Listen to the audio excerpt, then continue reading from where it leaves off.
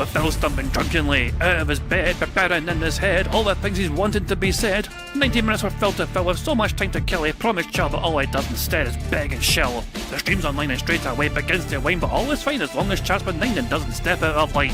His content's immature for all to enjoy, like fresh manure, but I feel sure he ran through to feel so insecure.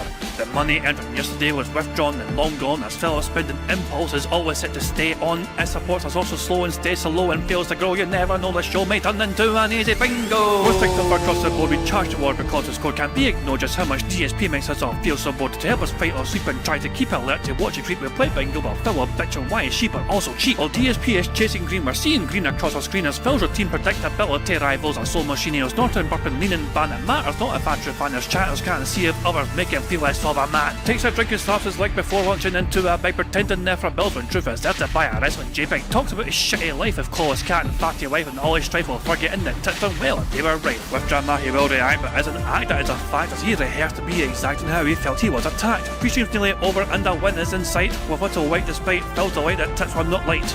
We'll say alright, it is okay, and now it's time for Phil to play, but first he'll say that tits will help from being off the other day, and with those words we win again. It's never if but always when the game is won, and thanks to that we made it to the very end.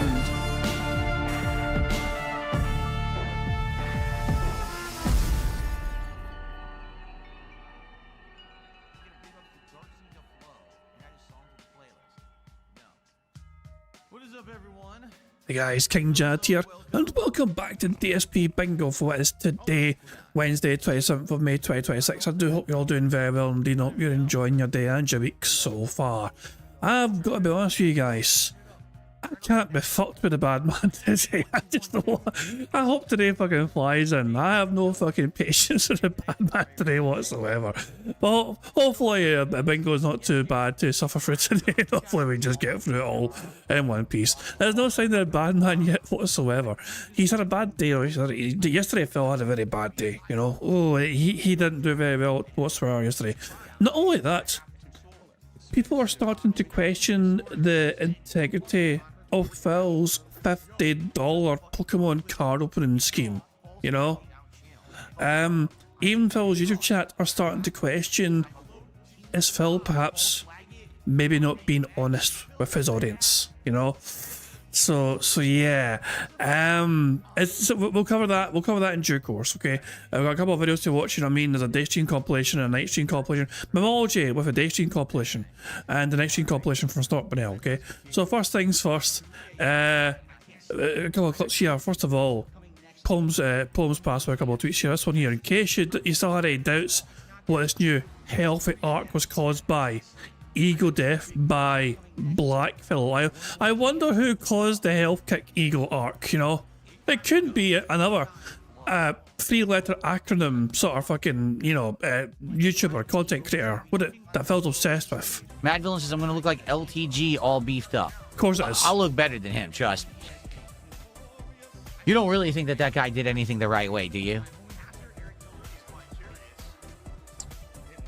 There's people who actually do it because they want to be healthy. Excuse me? Because they want to do well for themselves and their family. And then there's people who do it just for show.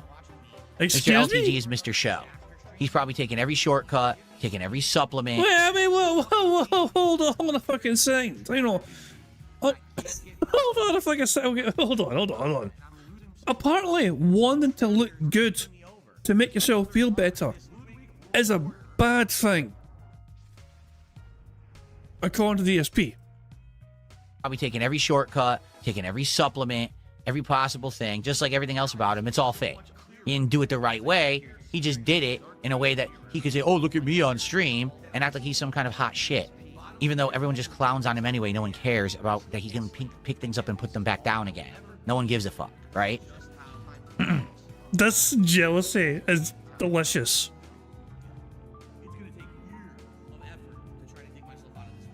Oh my god.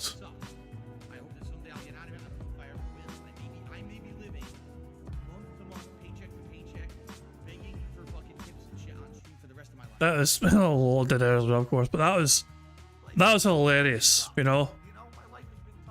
Pixar in the comments saying jealous with a little man. It's only going to get worse as reality sets in. You're a middle-aged failure. I feel you'll never be in shape. I guess time will tell on that front. DSP, oh god, I remember this. DSP openly laughs at dents while spelling out the grift to their faces. I remember this. We should get a new Pokemon set right away because it gets more expensive the longer you wait. Well, how about this? We got 19 packs left. So if we open 10 more packs. Yep. All right. By the end of Wednesday. That's tomorrow. So 10 more packs between... Wait. He wants 10 packs. He wants $500 within a day given to him. What the fuck is wrong with you, Phil? Today and tomorrow, I will order a new box tomorrow. There you go.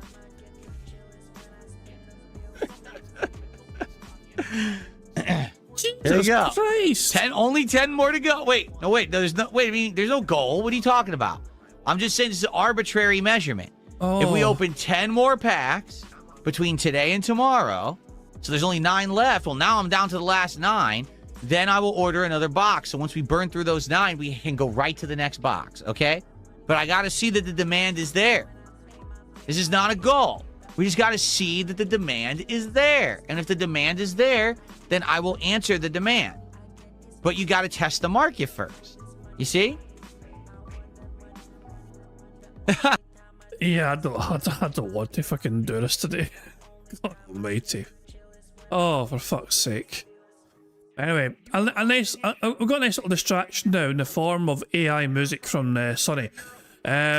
Sonny decided to make a detractor version of, instead of the heat is on, we've got the beg is on, you know?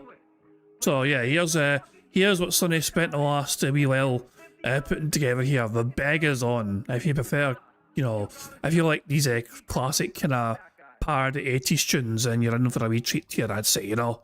So, aye. Come the fuck in or fuck the fuck off. Oh, and apparently it was inspired by Alex Tripper as well, so there you go. Alex Tripper caused this. Right. Before that, thank you very much to Larry D for popping their 15 months bingo Battery membership as he's saying, good evening, good people. Big ups to Phil's brah, God almighty, yeah, fucking Phil's fucking sports bra fucking puts in more effort. He does in his own fucking streams, that's for damn sure. But there we go. So thank you, Larry D, for that very kindy indeed. But let's have a wee listen to here. 4 minutes of The Beg Is On, made by Sonny, inspired by Alex.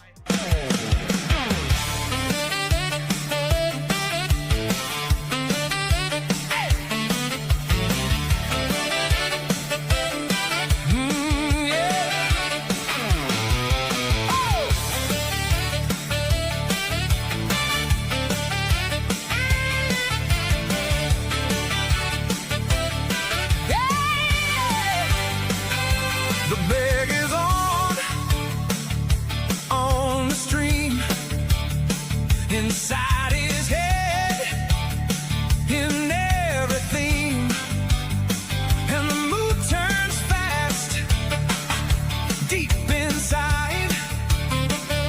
The wallet's dry, so the coke goes live, 'cause the beggar's on.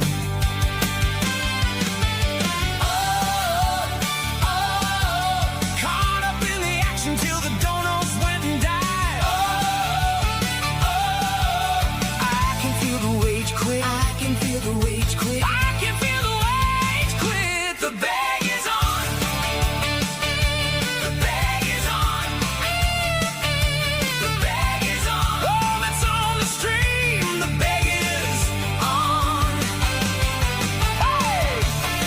So, 1 hour down. All right, how are we doing? Not great. Taking a look here. We're at $33 to support after an hour. No subs, only 100 kicks. We did get 2 memberships with Big Papa Phil. Stalking Tiger, thank you for that super chat. No tips whatsoever. So, yeah, there's nothing to shout out. Nothing. The game is not doing very well support-wise at all. Remember, originally I opted to skip it because I didn't think it was going to do well, honestly. And here we are playing it because you guys asked for it for the week, and it's not doing well. So, if you were here specifically for this game, if you wanted it, I listened to you. Please support the stream tonight.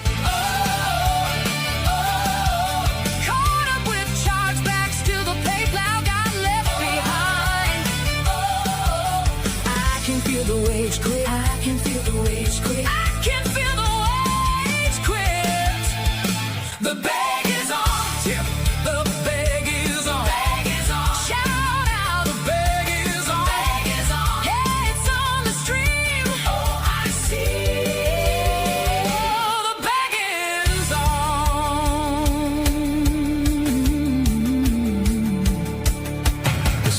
was high. On the brighter side, great game guy. Till the cash flow died. You can love or hate. I always win, I never lose. But the game gets dumped when it don't pay you. When the bag is on. Caught up in the action, now he's saying it was me. I can feel the wage quit. I can feel the wage quit. I can feel the wage quit. The bag is on. This just in. The bag is on. Bag is on. Don't know what that means. Bag is on. Bam, bam, bam, bam. Yeah. It's on the street. Going on the leaderboard. Bag is on. Monitor arm needs to be high. Bag is on. The RGBs are burning bright. Bag is on. Babe, sorry I woke ya. Yeah. It's on the street. The bag is on. LTG is wired. The bag is on. Doxing me, you liar. The bag is on. Esmond Gold is my friend now. Bag is on. Kickstop, Patrick thumbs down. The bag is on.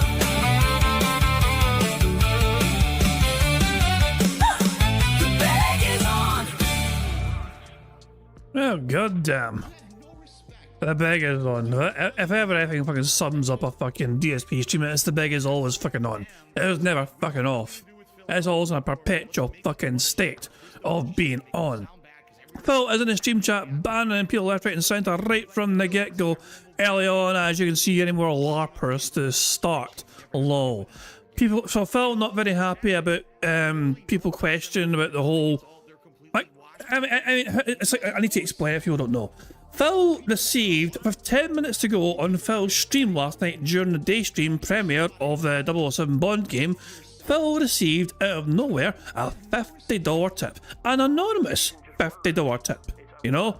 And according to Phil, that tip was to go towards support and to try and get momentum towards the end of the stream.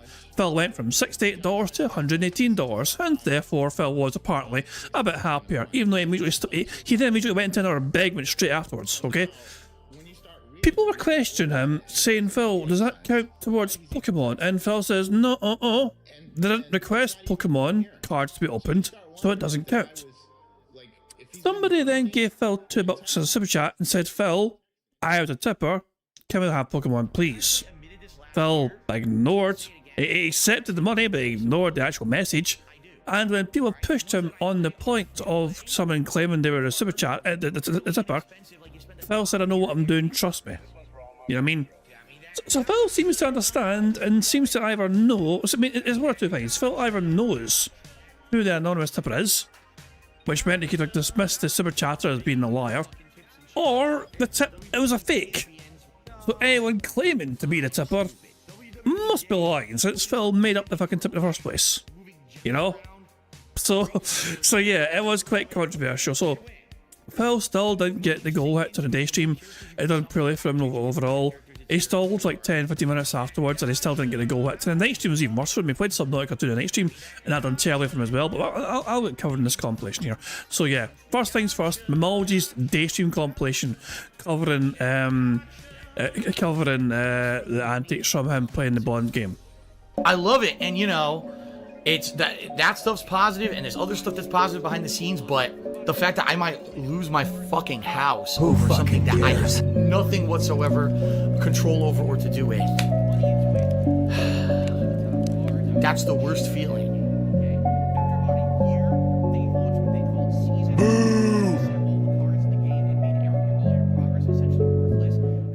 You see? So it's obvious there isn't that much demand. I think the demand was initial for the first few days. Already, there hasn't been anyone contributing during the morning show for an unpacking. So already, that's a big difference. If you're not aware, every morning show and podcast so far, since I've announced this, we've had unpackings. Today, we're going to have none for the first time. Who fucking cares?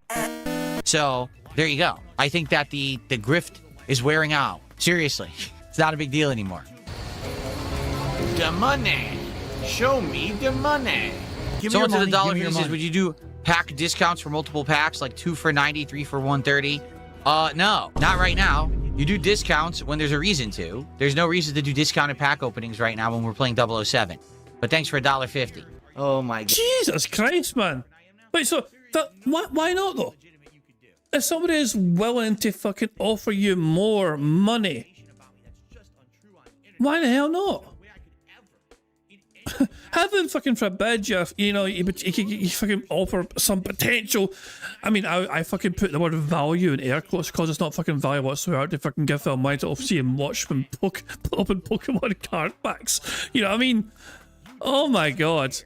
I was like, no, I wanted $100 originally per pack. You bastards beat me down to $50 instead. I'm not going any lower than that, god damn it.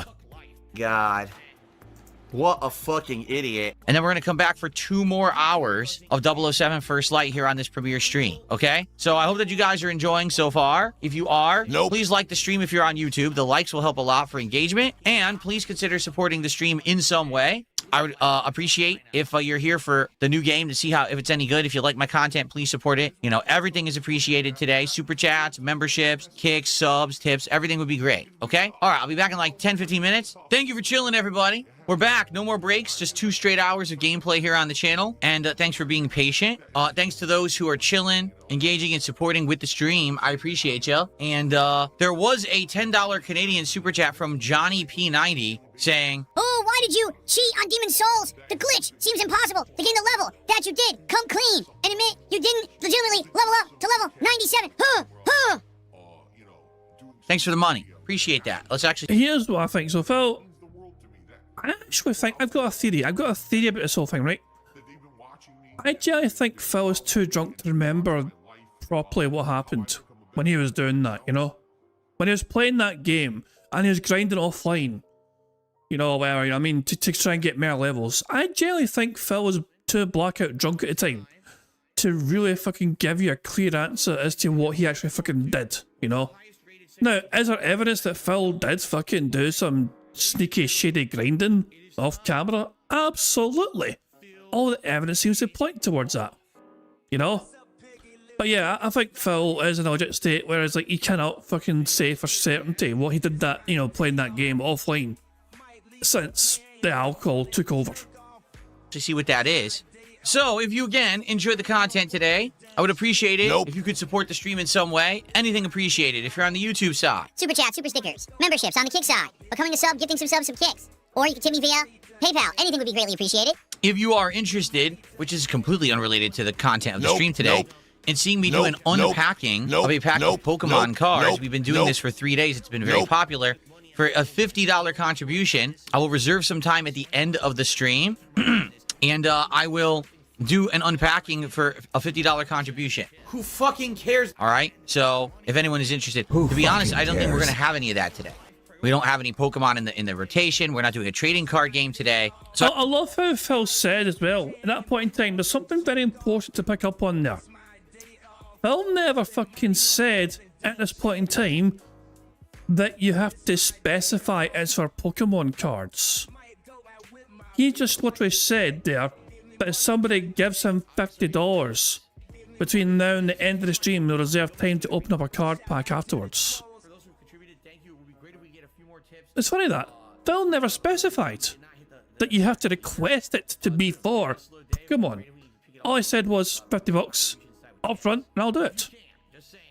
I don't think it's going to happen, but just throwing that out there as a possibility. Yes, I would do it at the very tail end of the stream here today after 2 more hours of 007. Phil's a jerk. Phil doesn't listen to his criticism. That's why he fails. He shits on everyone. He hates on everyone. He bans everyone from his streams. He's a beggar. He's a scammer. Anyway, I got about an hour left on stream, everyone. I'm just going to stretch my legs for a second and then continue on. Again, if you're here for the premiere, if you're enjoying yourself, if you're happy that I'm covering this, then please support the stream. Only an hour left. We're at $63 to support. Yeah, that's a poorly supported stream. I'm not going to lie. I don't know why. I mean, yes, it's a narrative-based game so far. Oh, I completely forgot to hit this. Yeah, there's something. Hold on. That's something I forgot to share on the Twitter side of things today. Because this was right here. This was so Phil got so Phil left a comment. Somebody asked him up front in his comment section. So $120, is it enough? How much is enough? And Phil answered, You're not new to the channel, but you sure talk like you were born yesterday. Phil refuses to answer, also people pull out. You're going to answer the question, you retarded pussy. A whole lot of yapping yet he didn't answer the question, you know? It's like, it's almost like the $150 goal was never left in the first place. If 120 is not enough, you know what I mean? I mean, he's just too much a fucking bitch and a pussy to fucking say, you know? Oh, it's still 150. The goal's never left. What is this one here? This is an old one. I cured it with my brain. A year ago, the second thing was, is it possible you may have started walking your toes more consistently to reduce back pain, as striking your feet in the ground with your heels first sends more shock for your body? Phil's response, considering I've actually had back pain since elementary school, and I wasn't even overweight then, but incredibly skinny, yeah, I'd say it's a good possibility. God almighty, that's if I can blast it past that. Holy shit. Anyway, sorry for interrupting the compilation, whatever. I thought I'd share that wee thing. Oh, Phil's microphone goes live at 1:21, so basically just now, effectively. I will put the bad man on pause. We'll rewind the bad man, but here, you know, and leave that some bitch on pause. There we go. Yeah, pause. We'll leave the bad man on pause. I know, enjoy the compilations. It's going to get to action. You know, games do have a build. You can't just get to the action immediately in certain kinds of games. I think that they're doing a good job here of kind of exploring the plot and building to it and everything. But it'd be great to get some support today. Reminder, if I get a $50 contribution, yes, at the end of the stream, we will be opening a pack of Pokemon cards, but I don't think that's going to happen. I don't think that... That is again. Listen again. Yes, at the end of the stream, we will be opening a pack. Get some support today. Reminder, if I get a $50 contribution, yes, at the end of the stream, we will be opening a pack of Pokemon cards, but... If I get a $50 contribution, yes, we will be opening a pack of Pokemon cards. I don't think that's going to happen. I don't think that anyone cares about Pokemon cards. You're here for Bond, right? But yeah, please, if you haven't yet, let's get some support for this stream, and then we're going to play for another hour. Let me get some stretching here. Money, money, money, money.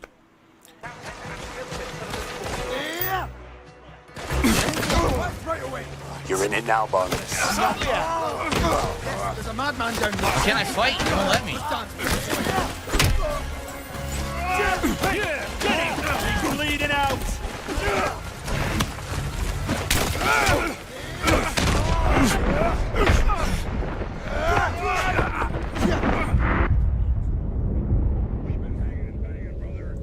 Watching him play this game hurt my soul.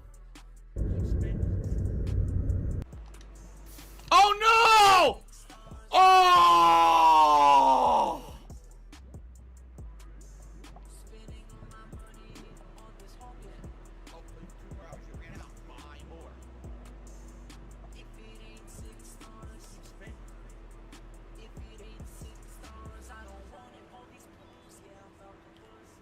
Well, we did it. We did pass the mission. That's suspending good. training. Effect. All right, so hold on before we continue with this. A couple shout Oh, here we go. The fake tips comes here. This is where the fake tip comes in.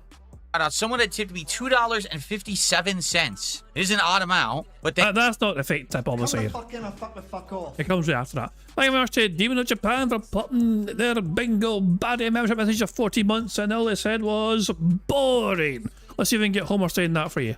Boring. There we go. Homer agrees with you. Good stuff indeed. Thank you very much, Demon of Japan, for putting your 14 months. Very kind of you indeed. Cheers for that. Right, Phil is about to fabricate a fake tip. A fake $50 tip. You know? He's about to do it right now. This is where all the drama happens. Thank you for that, whoever that was. 1, 2, 3, 4, 5. Dead? No. And then, wow, guess what? I just received an anonymous $50 tip. This person says, great game, let's get momentum for 007 here at the end of the stream. Why don't you back it up with a source? My source is that I made it the fuck up. Thank you for a $50 tip, or whoever that was.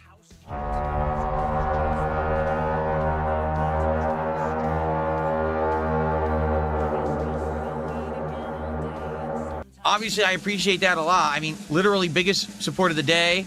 nearly doubled the support of the stream right there. So thank you very much, whoever just did a $50 tip. If you have enjoyed the 007 stream, please, last chance to... And of course, naturally, it goes right into another fucking segment because, of course, it fucking goes right into another fucking segment. Why wouldn't it go straight into another fucking segment? support it on this premiere stream, okay?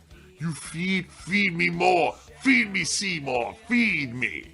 But admittedly, you know, weird for a premiere. We had high attendance, but our support isn't so great. It was all right. $120, and feels like, it could have been better, guys. I would hope that next time that we play, perhaps it'll pick up a bit. Maybe some people didn't want to come by and support today because they're playing it themselves. I noticed that myself, Sonny, and I've got no idea what the fuck went wrong with it. You know, I wish I knew why it didn't do that. Yeah, I'm a bit concerned, actually. So, yeah, I heard it as well, but I didn't see the video. I was like, why the fuck am I not seeing video all of a sudden for my fun little animation? I feel fucking not proving the source. I don't know what's going on. Yeah, I am concerned. Whatever, I don't know. Excuses. Let's test our wee thing, shall we? Hold on.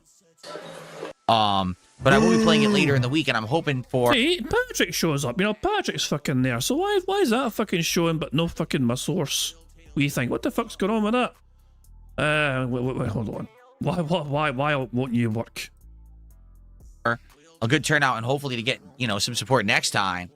You know, more in line with a brand new release. So, but anyway, thank you. And whoever that final $50 tipper was, thank you so very much. I mean, much appreciated there at the end of the stream. Whoever it was. And there'll be more 007 First Light coming later in the week here on DSP Gaming. Okay, everybody? All right, thank you for watching, and I'll see you next time. A couple quick things, because, of course, the trolls idiotically spam the chat, and you guys know the deal. I just ignore their nonsense. I'm not going to pay any attention to them. I just outright ban a lot of them. So why are we not opening a pack of Pokemon cards? Because the tipper didn't say they wanted it. They specifically said this is support for 007. I'm an evil, dirty, heinous scammer who steals money from little children. And even was trying to rally more people, and it didn't work. If they had said, hey, this is support for 007, and yeah, let's open a pack of cards too, then we would have. But they didn't say that. They said this is for 007 specifically. And again, like I said, I'm not going to open cards unless people specifically want it. That way we won't blow through the cards too quickly, you know? Of a pack of Pokemon cards, we've been doing this for 3 days. It's been very popular. For a $50 contribution, I will reserve some time at the end of the stream, and I will do an unpacking for a $50 contribution. But it's another thing entirely to literally propagate negativity that's considered slander that's not true. You know, Phil is a thief, Phil is a scammer, Phil doesn't appreciate his fans, Phil's not a real gamer. All those things are insanely hurtful to me and my stuff. Why don't you back it up with a source? My source is that I made it the fuck up. And people have to I understand. don't understand why the video's no showing for this. Why? Hold on, wait. Why won't you why won't the video show for you, you son of a bitch? Why? I'm determined to get to the fucking bottom of this, you know? Why won't you play? I mean, it should fucking play. But the audio works, but I don't know why the fucking visual doesn't fucking work, you know? Shit, why won't you play? Yeah, I don't know what's going on with this. I don't know what's going on with that image not showing the video we're not playing. No, it's not been moved down or anything. It's like I don't know what's going on with this. It's pissing me off. Maybe I can fucking change it on here. Hold on, if I change it to something different, you know, randomly, you know. Oh, hold on, I am fixing this now because I like this fucking. I like that wee animation, you know. So I'm fixing this right fucking now because I'm pissed off at the OBS has been weird with me all of a sudden. So if I change it to something else randomly and then change it back, will that fucking fix it? You know, I don't know. That's better. Why won't you work? I don't know. I mean, also it is working to some degree because it's obviously playing. In case you guys are wondering, it's like it plays the audio through a stream deck and it plays the video. It's not a video. It's actually just fucking a GIF of it happening. You know. So it should play normally because I mean, so going by this logic, the Sins is also going to be fucking having issues. Let's test that. Hold on. Understand that, because if you think, oh, it's funny, it's not. It's painful, it's hurtful, it's Shit, I can't even hear the Sins. toxic, it's disgusting. No, okay, something's going a bit funky in my end. Oh, for fuck's sake. I couldn't even hear the Sins fucking played. I pressed the green sun, nothing happened. Couldn't hear it, couldn't see it. So yeah, I've got issues in my end. Fuck, I don't know. I'll try. Okay, I just means I've not pressed those buttons in during bingo. Yeah, but yeah, I've got a problem with things on my end. I don't know why. It's what YouTube has become, which is why I don't make videos for YouTube anymore. I only do archives of my videos, you know? That was a day stream compilation there. Phil having all sorts of shenanigans going on there, faking tips, whatever.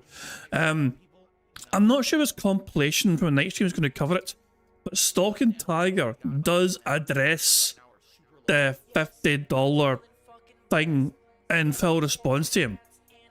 I'm going to wait and see if it gets covered here in the compilation. You know, I think it would. Hopefully, Stockman would have picked up on it. You know, Phil played Subnautica 2 in the night stream, didn't do very well for him whatsoever, got very low support, and Phil said, I was right, this game is not good for my streams. How fucking dare people ask for it? Phil has the pignosis. He mind and brainwashes his viewers into contributing. Make a contribution tonight. Here we go. You ready? Woo! Woo! Okay, I'm indoctrinated. Sounds good. And it's the power of cultish groupthink mentality. I'm a cult leader. I think the pignosis works. So, if you're interested, $50 contribution tonight. Again, from any source. It could be 10 subs. It could be 5,000 kicks. It could be 17 memberships. It could be a $50 super chat, or it could be a $50 tip. We'll do a live unboxing at the end of the stream. The only exception will be if it comes in now. If we get any contributions now before we start with the game, then we'll do the unboxings first. Get them out of the way. All right? But I don't know if anyone's going to contribute tonight for it. No one did during 007. I'm not surprised. This guy is scum. He's an exploiter. He's used people for personal gain way too many times, and he keeps getting away with it. And I can make the choice of what to do with things that I bought with my own money. And no one has any right to criticize you for doing things with something you bought with your own money. At all. If they do, they're morons. And their opinion doesn't matter because they didn't spend their money for it. You did. When will people stop trying to answer to an internet hate mob of idiots? Okay? No one has the right to say, oh, you're not doing it right. Fuck you. I'll do whatever I want. Because I'm the creator. I'm the streamer. Whatever the market will bear is the way that they say it, right? So I can open these up right now, and I have 19 packs left, and I can open them up free of charge to everyone. Or I can charge you guys for it. Or I could go in between. I could keep them for myself forever. I could sell them. I could give them away. I could do whatever the hell I want, because I'm the one who's the captain of this ship. And if you don't like it, tough shit. You're not on this stream. I am. That's the way of things. A lot of people don't seem to understand that. I don't know why. I guess they live in some fantasy fucking world where they think that their opinions matter. They don't. Okay. That's right. This is the United States of Phil. I am the supreme being. I make the rules, and what I say goes. This is not a place for you to stand on your soapbox and complain about censorship and freedom of speech, because the bottom line is you don't have freedom of speech. This is my land. Pete Eric, but again, what you have to understand, he says, but is it worth behaving like this? More people will dislike you. No. People will dislike me anyway. It doesn't matter how I act. No matter what I do on stream, people will always frame it as a negative thing and basically say, oh, we hate Phil. So there's that victim mode right there. Woe is Phil. Doesn't matter what he does. Phil, your behaviour and attitude and personality and conduct over the 2 decades that you've been on the internet effectively as a content creator is precisely why that you get the fucking attention you get in the first place. You know, you have brought this on yourself. If it was working, I would fucking play a Ewan McGregor clip right now saying you have done that yourself. But for some reason, that doesn't want to work right now. I don't care. You understand, I've gotten to that point in my career where I'm good. You have done that yourself. Damn it, audio only. I don't need to kiss butt anymore. I don't need to worry about what the masses say. In fact, the more that the masses say about me, it doesn't even affect me. These idiots get millions of views on fucking Reddit and TikTok and fucking X and shit, and then they steal my content, they make toxic videos. I'm still here doing very well for myself. I don't care about them. They're irrelevant. They live in their own parallel fucking universe of, you know, weirdo belief systems about me. It doesn't affect me. Why do I give a shit what these morons who's never going to show up to support or like my content say about it? I don't. I'm just like him. I'm the white LTG. Everyone knows this. Wait a minute. What the? Why does this look like me? Doesn't.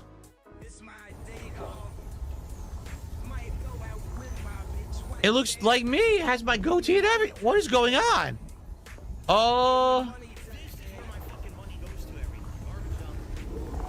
Yeah, I'm an Easter egg reference to Darkside Phil right here. I mean, that looks like me. What the hell?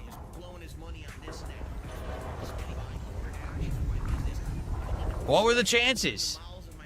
I don't know. Is my hairstyle, the comeback hairstyle, the same exact facial hair. He's got thick eyebrows like me. He's got a facial structure similar to me. He's got No, fucking doesn't he? my build. Your build! Get the fuck out of here. We're the same guy. How did this happen? Like, I'll go downstairs, I can't find her, and come to find out she's running around the house hiding from me. And then all of a sudden she'll like jump out. I'll be like, ah, you know, innocent little silly things like that. Can you attest, have I treated you right? What do you Never. think? Nope. You're an awful person. The rumors are true, guys. What can I say? Gets us to 33 bucks of support. So, guys, if you are chilling and enjoying and watching Subnautica 2, particularly if you're one of the people who asked for the game over the last week, if you could support the stream in any way, I would appreciate that, including if you could like the stream right now if you're watching on YouTube, or anything would be appreciated. We have no tips tonight whatsoever. We have no subs tonight whatsoever. We only have 100 kicks, okay? There we go. So that wasn't me using my. So, yeah, I don't know what's going on on the OBS side. OBS is having issues, like, you know what I mean. I just wanted to test it if I'd play it properly. I can manually play that. So, sorry for randomly interrupting the stream, just trying to fucking test shit because things are a bit broken right now on OBS side. But it's almost like the Stream Deck maybe doesn't like want to tell OBS to, you know, get this sorted. You know, like let's try it on Stream Deck. Our biggest super chat, I believe, is like $2 or $5. It would be. Nah. Stream Deck apparently doesn't want to play it, and on OBS gets confused where to play the source or stop playing the source. Yeah, so yeah. I think it's a problem with perhaps the Stream Deck side of things trying to tell OBS something. I think there's some sort of issue on Stream Deck to OBS. So that's probably what it is. Because all the sources are still the same in OBS, you know what I mean? It's all there. But I think it's something to do with Stream Deck. So I won't bother messing with it anymore during the stream, you know what I mean? But then we'll try and keep on going. It'd be great to get some support. We've been playing for an hour. We're at like 30 bucks of support. Okay, now you guys for the week asked me to play this. I told you I didn't think that it was going to work, and I didn't think that we should play it. And you guys told me, oh no, we want you to play it, so play it. So I said, okay, I will play it. So we're playing it. So if you like it and you wanted it, please support it. Or else we're not going to play it again. Just being honest, like as you see, I am making progress and I am learning everything here. But, you know, I need you guys to support it. And I was skeptical about it. So, you know, please support the stream. Again, if anyone does a $50 contribution tonight, we'll open a pack of Pokemon cards at the end of the stream. But outside of that, this is a chill kind of game with survival and hanging out. Let me know you want it. So please support the stream, okay? I'm just going to play this for like 5 minutes, and then we'll be back. When you don't hit tips, you get nasty towards your viewers, and you try to guilt trip them. No tips whatsoever. So, yeah, there's nothing to shout out. Nothing. The game is not doing very well support-wise at all. Remember, originally I opted to skip it because I didn't think it was going to do well, honestly. And here we are playing it because you guys asked for it for the week, and it's not doing well. So if you were here specifically for this game, if you wanted it, I listened to you, please support the stream tonight. We still have an hour left, but here's the thing. If you guys want to do any unpacking of Pokemon cards, I recommend that you do it sooner rather than later, and here's why. I need to know to have the time to do it at the end of the stream. if you don't do it within the next, 20, 30 minutes, I'm not going to know that, and I can't stay extra late. All right? So obviously, if that's going to happen, if you want that, let me know. Someone had said, well, what if I gift anonymous subs on Kick? How would you know that I want a card unpacking because I'm anonymous?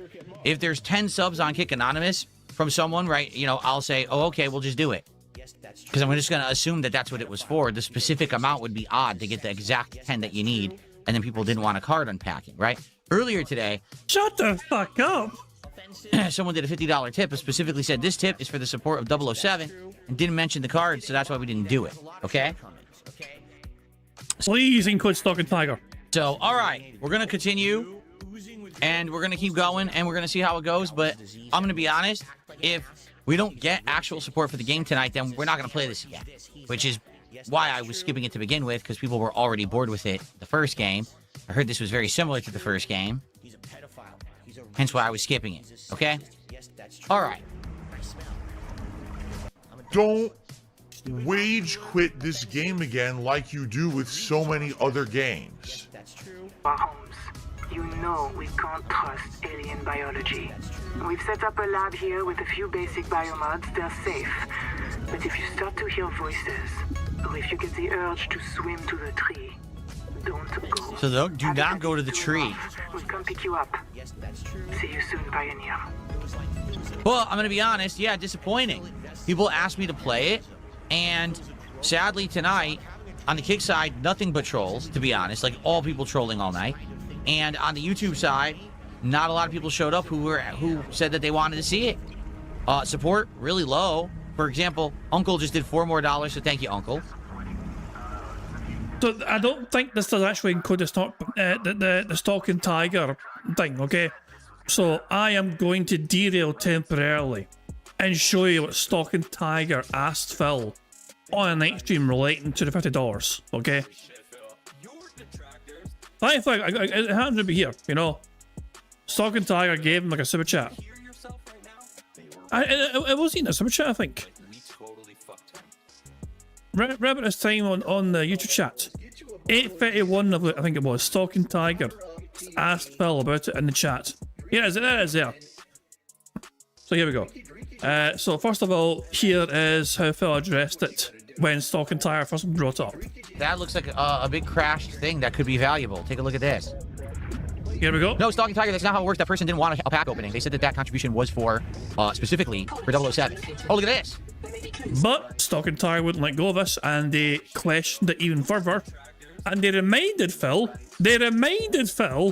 oh, alright, I still do not understand because you have opened packs just for $50 super chats like mine when I did not even know you had packs to open. I hope you pull a Haunter or Pidgey. So Phil, Stock and Tiger is basically telling them, like, hey, you owned packs for my contributions, and I didn't ask for shit. So we're gonna have to go fabricate a battery, come back, Phil does address put it in here, Phil does address this. and then we'll be able to power this up. This will probably teach us some stuff that we need for survival. You'll never guess what Phil says here. So that's probably about it. Okay. Come on, Phil, read the chat.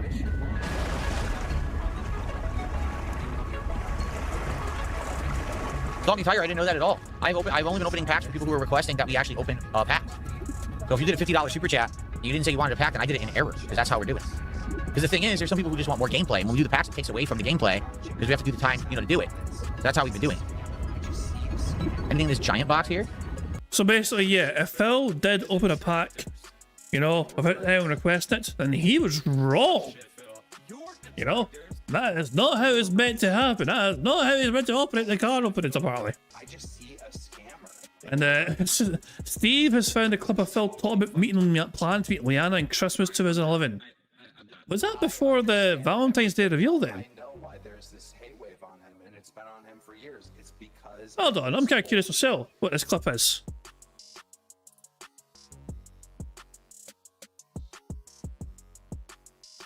Okay, so now to get back on track again, this coming weekend is Panda Lee's visit. As you know, she comes to visit me once a month, and this is a very special weekend because it is our holiday celebration. It's actually our first holiday celebration. A year ago, when I first started dating Panda Lee, she was supposed to come visit me in December. Oh, okay. Wait, what? When was the Valentine's Day reveal? Was it 2011 or 2012? Okay, hold on. I have a feeling I'm getting my dates mixed up. Are you sure that Panda Lee's reveal was February 2012? Because if this is December 2011, and Phil is saying that every month Liana's been coming to visit him, and she was only 18 years old by 6 months at that point in time, during the Valentine's Day. You get what I'm saying here? I'm starting to question how old Liana was when they first met then.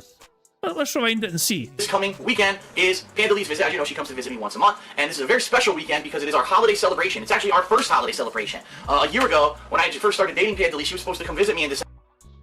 A year ago, when I first started dating Panda Lee, so Phil started dating her in 2010? She was like 16 then.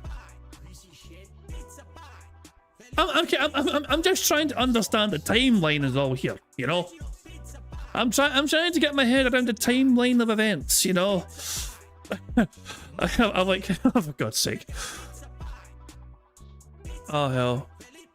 I don't know. Hey, Ramon Sanchez, how you doing, pal? As far as I understand it, you know, when Liana was first introduced to Phil's streams as his girlfriend in Valentine's Day, you know, she had been 18 years old by like fucking 6 months, okay? And Phil, but so going by Phil's logic, you know what I mean? Like, Liana slid into his DMs at most 6 months before that Valentine's Day reveal. And they were talking behind the scenes, whatever, you know what I mean? And blah, blah, blah, blah, and all that crap. Jesus, man. I know. But this is... Oh, okay, my bad. This is from 2012. This is November 2012. You know? So Phil's admitting that, you know, so this is a video from 27th November 2012. I thought this video was from 2011. That's why I was freaking the fuck out. That's why I was freaking the fuck out there. I thought this video was from 2000.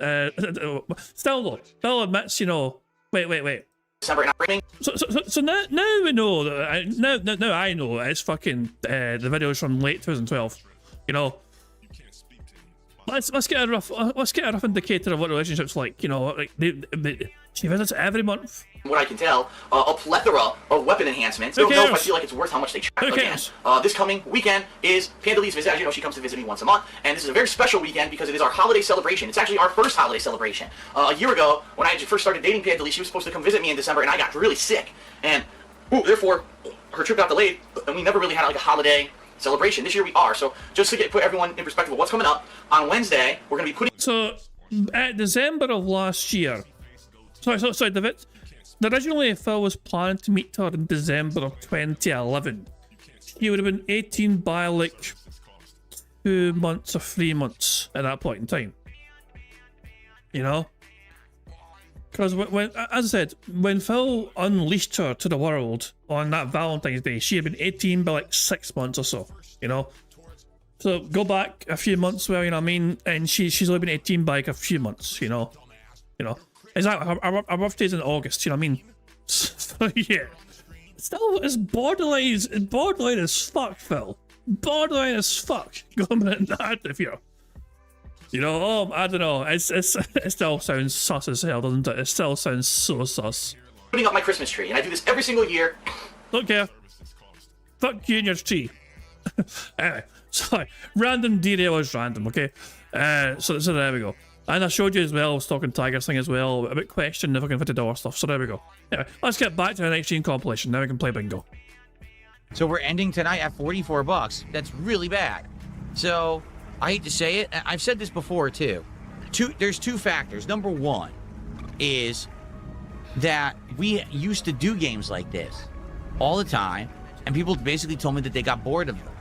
So that's why we haven't really done this kind of chill, slow grind style game in a long time. Usually if there's a game that people want me to play, they'll tell me about it and has viral popularity and something I've never heard of. Like remember what happened with RimWorld? And that'll work for a while. But this game, we kind of already played this years ago. And it is the same game. It's fine. There's nothing wrong with it. I think that if you have Game Pass, this is a fine game to relax or whatever. But I didn't think that this would particularly work for my audience today. People aren't asking me to just find games where we relax and talk all night anymore. Like, they're not. You know what I'm saying? So, for me, you know, I play it and I'm like, well, it's kind of the same. I wonder how people are going to react. Well, they reacted exactly how I expected. Why don't you back it up with a source? My source is that I made it the fuck up. I managed to fix it. I've changed the Stream Deck side of things a wee bit, you know. I managed to fix it though. There we go. Thank goodness. There we go. So, sorry for boring you with the details, but there we go. I managed to fucking finally fix that fucking thing.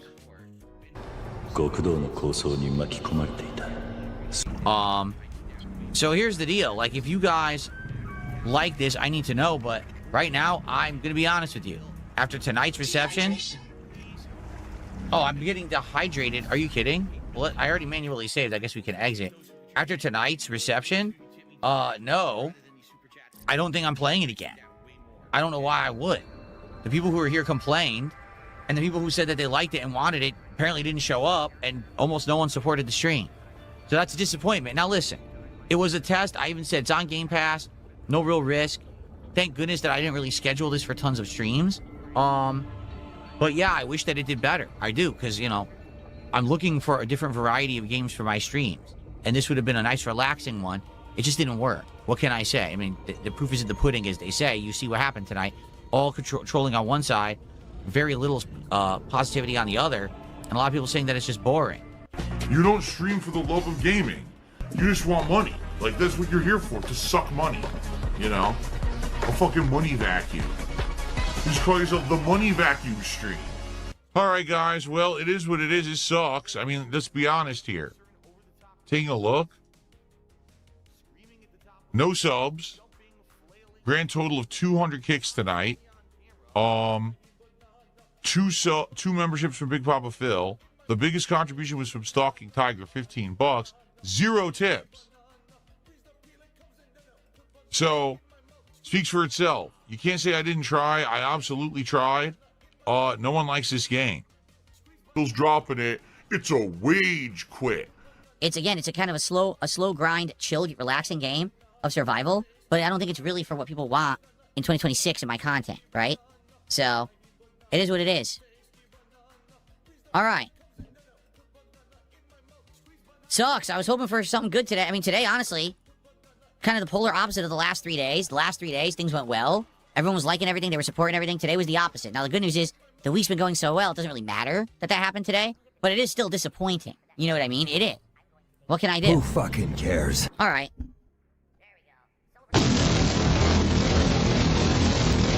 We're going to do a level 1 podcast in the morning, and then we are going to continue on with Pokemon Fire Red on the first stream. There is a guarantee that I will be opening a pack of Pokemon cards tomorrow. Oh, he wage quits games. So what does that mean? Oh, I don't quit because I'm angry at the game and I can't beat it. I quit because I find it's not profitable for my streams. Except when I uploaded part 1, YouTube blocked the video.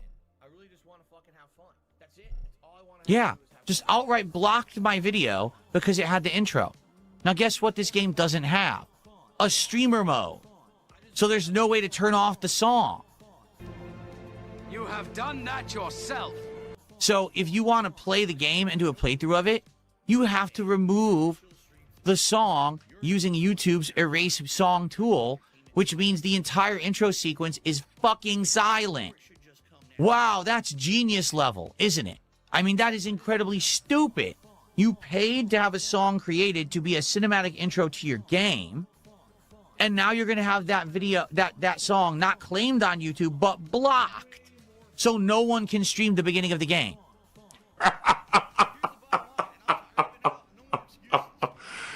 Wow. Moron. Really. So it frustrates me. If you watch part 1, you're going to notice when the intro plays, it's silent. Every once in a while, I do a little commentary on it, but there's no music. And of course, I'm sitting there listening to the music, and now you can't hear it. It sucks. So all I would say is maybe you want to go listen to it for yourself. It actually is a good intro. And it sucks that now my playthrough's intro is ruined because of YouTube copy ID bullshit, right? It's content ID nonsense. I will be playing more 007 on Friday. I am hoping that we'll have a, a better time with more people who are interested in it and will support it, but I guess we'll see what happens. Don't you get it? It's over. It's time to say goodbye to the internet. Just give up. You continue down your path of degeneracy. You continue down your path of nonsense. Attendance was low, a lot of trolling, very little support. I'm not even kidding you when I say I didn't make $50 tonight. Okay? Now I want you to understand it's okay. Why? Because I just had a couple of incredible days, right? The days when people were coming by and paying for Pokemon rips and everything. I made a ton of money. So I'm not disappointed. I'm just heartened because I already knew better. Like, I knew Subnautica 2 wasn't going to work. I told you it wasn't going to work, and that's why I didn't want to play it. People kept asking for it, so I said, all right, what's the risk? It's a Game Pass game. I'll give you what you want. Well, you didn't want it. So I'm done with Subnautica 2, to be honest with you. It didn't work. People didn't like it. I'm not going to keep playing it and force people to watch something or avoid something they don't like. Who fucking so it's cares? over. All right? I tried it. It didn't work. I mean, the proof is right there in the pudding. You can watch the videos and you'll see I tried. I was advancing. I was learning. I was commentating. And not that I didn't like the game. It's that the audience didn't like it. So it is what it is in that regard. Okay? As long as I make this, that's all that matters. I want to make a ginormous amount of money for no effort. I need that money to pay my WWE Champions bills. Now, we came off of 3 awesome days. We had a slow day. What can you do? Hopefully 007 will pick up on Friday, and I'm not doing Subnautica anymore. So hopefully things will improve from how today went. Fuck you, you toxic idiot. There's still this back here. And it's still in the back of my neck, the back of my head, the back of my mind, and it's always telling me it's WWE Champions time. I love it. I love it. Well, fucking love it. Good stuff indeed. Now, before we start playing bingo, there's a cameo of Phil Burnell who appears in the 007 game. There he is right there. Phil Burnell makes a cameo in the 007 game.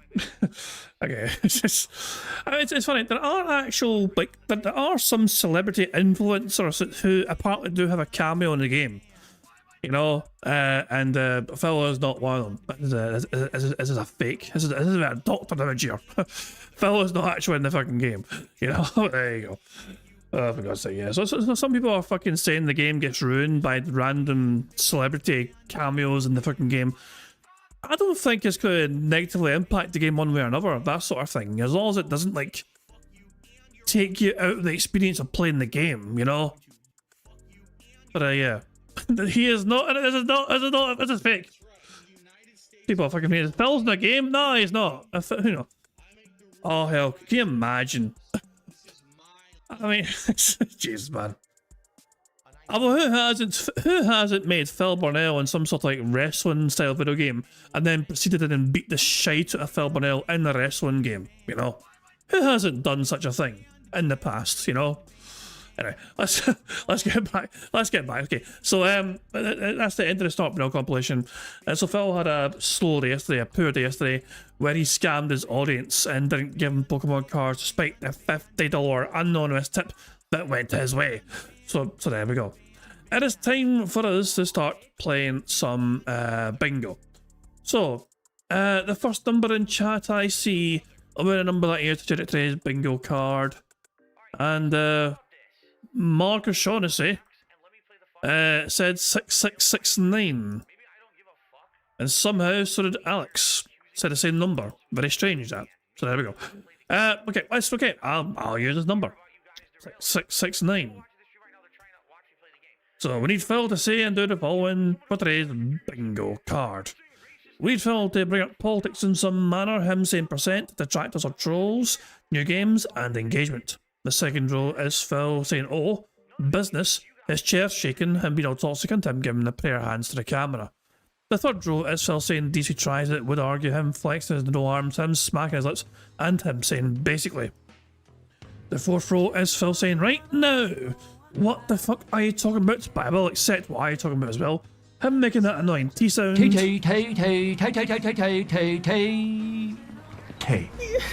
making a weird noise, and him saying positive.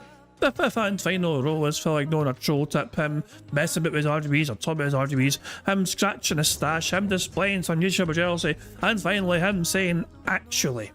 That's the bingo card we have for today's stream. Now, of course, there's a variety of ways we can get free spaces to help us on our way to a full house bingo card. For example, for every 10 sips, snorts or burps that Phil commits, we get a free space. For every 3 minutes and 20 seconds of Phil begs, we also get a free space. If Jade shows up to Phil's stream and Phil says hi to Jade, not only do we get a free space for that, but to celebrate free space, we get to enjoy this animation. Squeak, squeak, a free space. If Satan shows up to Phil's stream and Phil says hi to his bestest buddy Satan, not only do we get a free space for that, but to celebrate free space, we get to enjoy this animation. What's up, Satan? Good to see ya. For us, ways we get free spaces with Phil saying and doing things, but you guys are also in charge of ways we can get free spaces too. For example, for every 5 new or renewed members we have to the bingo streams, we get a free space. And we've had 2 so far today. Larry D and Demon Japan both popped their membership messages, so 3 more new or renewed would get a free space. For every 5 super chats of any level, we get a free space. For every £5 in tips received, we get a free space as well for that. If somebody gives a £25 tip, we can be polled to count it either as a nuke or count it as 5 free spaces. The chat will decide on that front. And finally, in my opinion, the best way for us to get free spaces on bingo is just to like the damn stream. We have 25 likes already on the bingo stream, which means we have our first free space already unlocked. 50 likes on bingo would give us 2 more free spaces.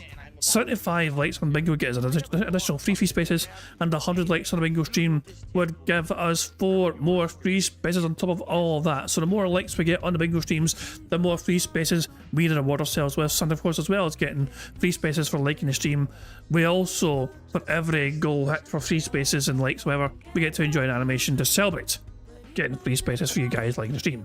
And it's because we have 25 likes, I reckon it time banana. I need banana, tasty banana, put banana in my mouth, squeeze the peel, it comes in the... Thanks, Jasper. So you guys are in charge of some ways we can get free spaces, but the rest ways are controlled by Phil and his bizarre body functions, as well as him begging like the little bitch that he is. So there we go, good stuff indeed. There are some more things to cover in Pig's Point, of course, but I'm going to the AI marble film and I'll Pig's Point offers right now, so take it away, you weird looking marble prick. Hello, AI Phil here in the digital flesh for Bingo Baddies Marbles game. By entering the exclamation point marbles in chat, or scroll down the description in the video to get the link to enter. At the end of each month, a first, second, and third prize winner will win a cash prize. Now, if we get a full house on the bingo card, marbles will run to determine a winner for that day and will win a prize on the wheel, which could be used for future games. It's just that easy. There you go, good stuff indeed. The current bingo prize winner so far, the full house prizes anyway.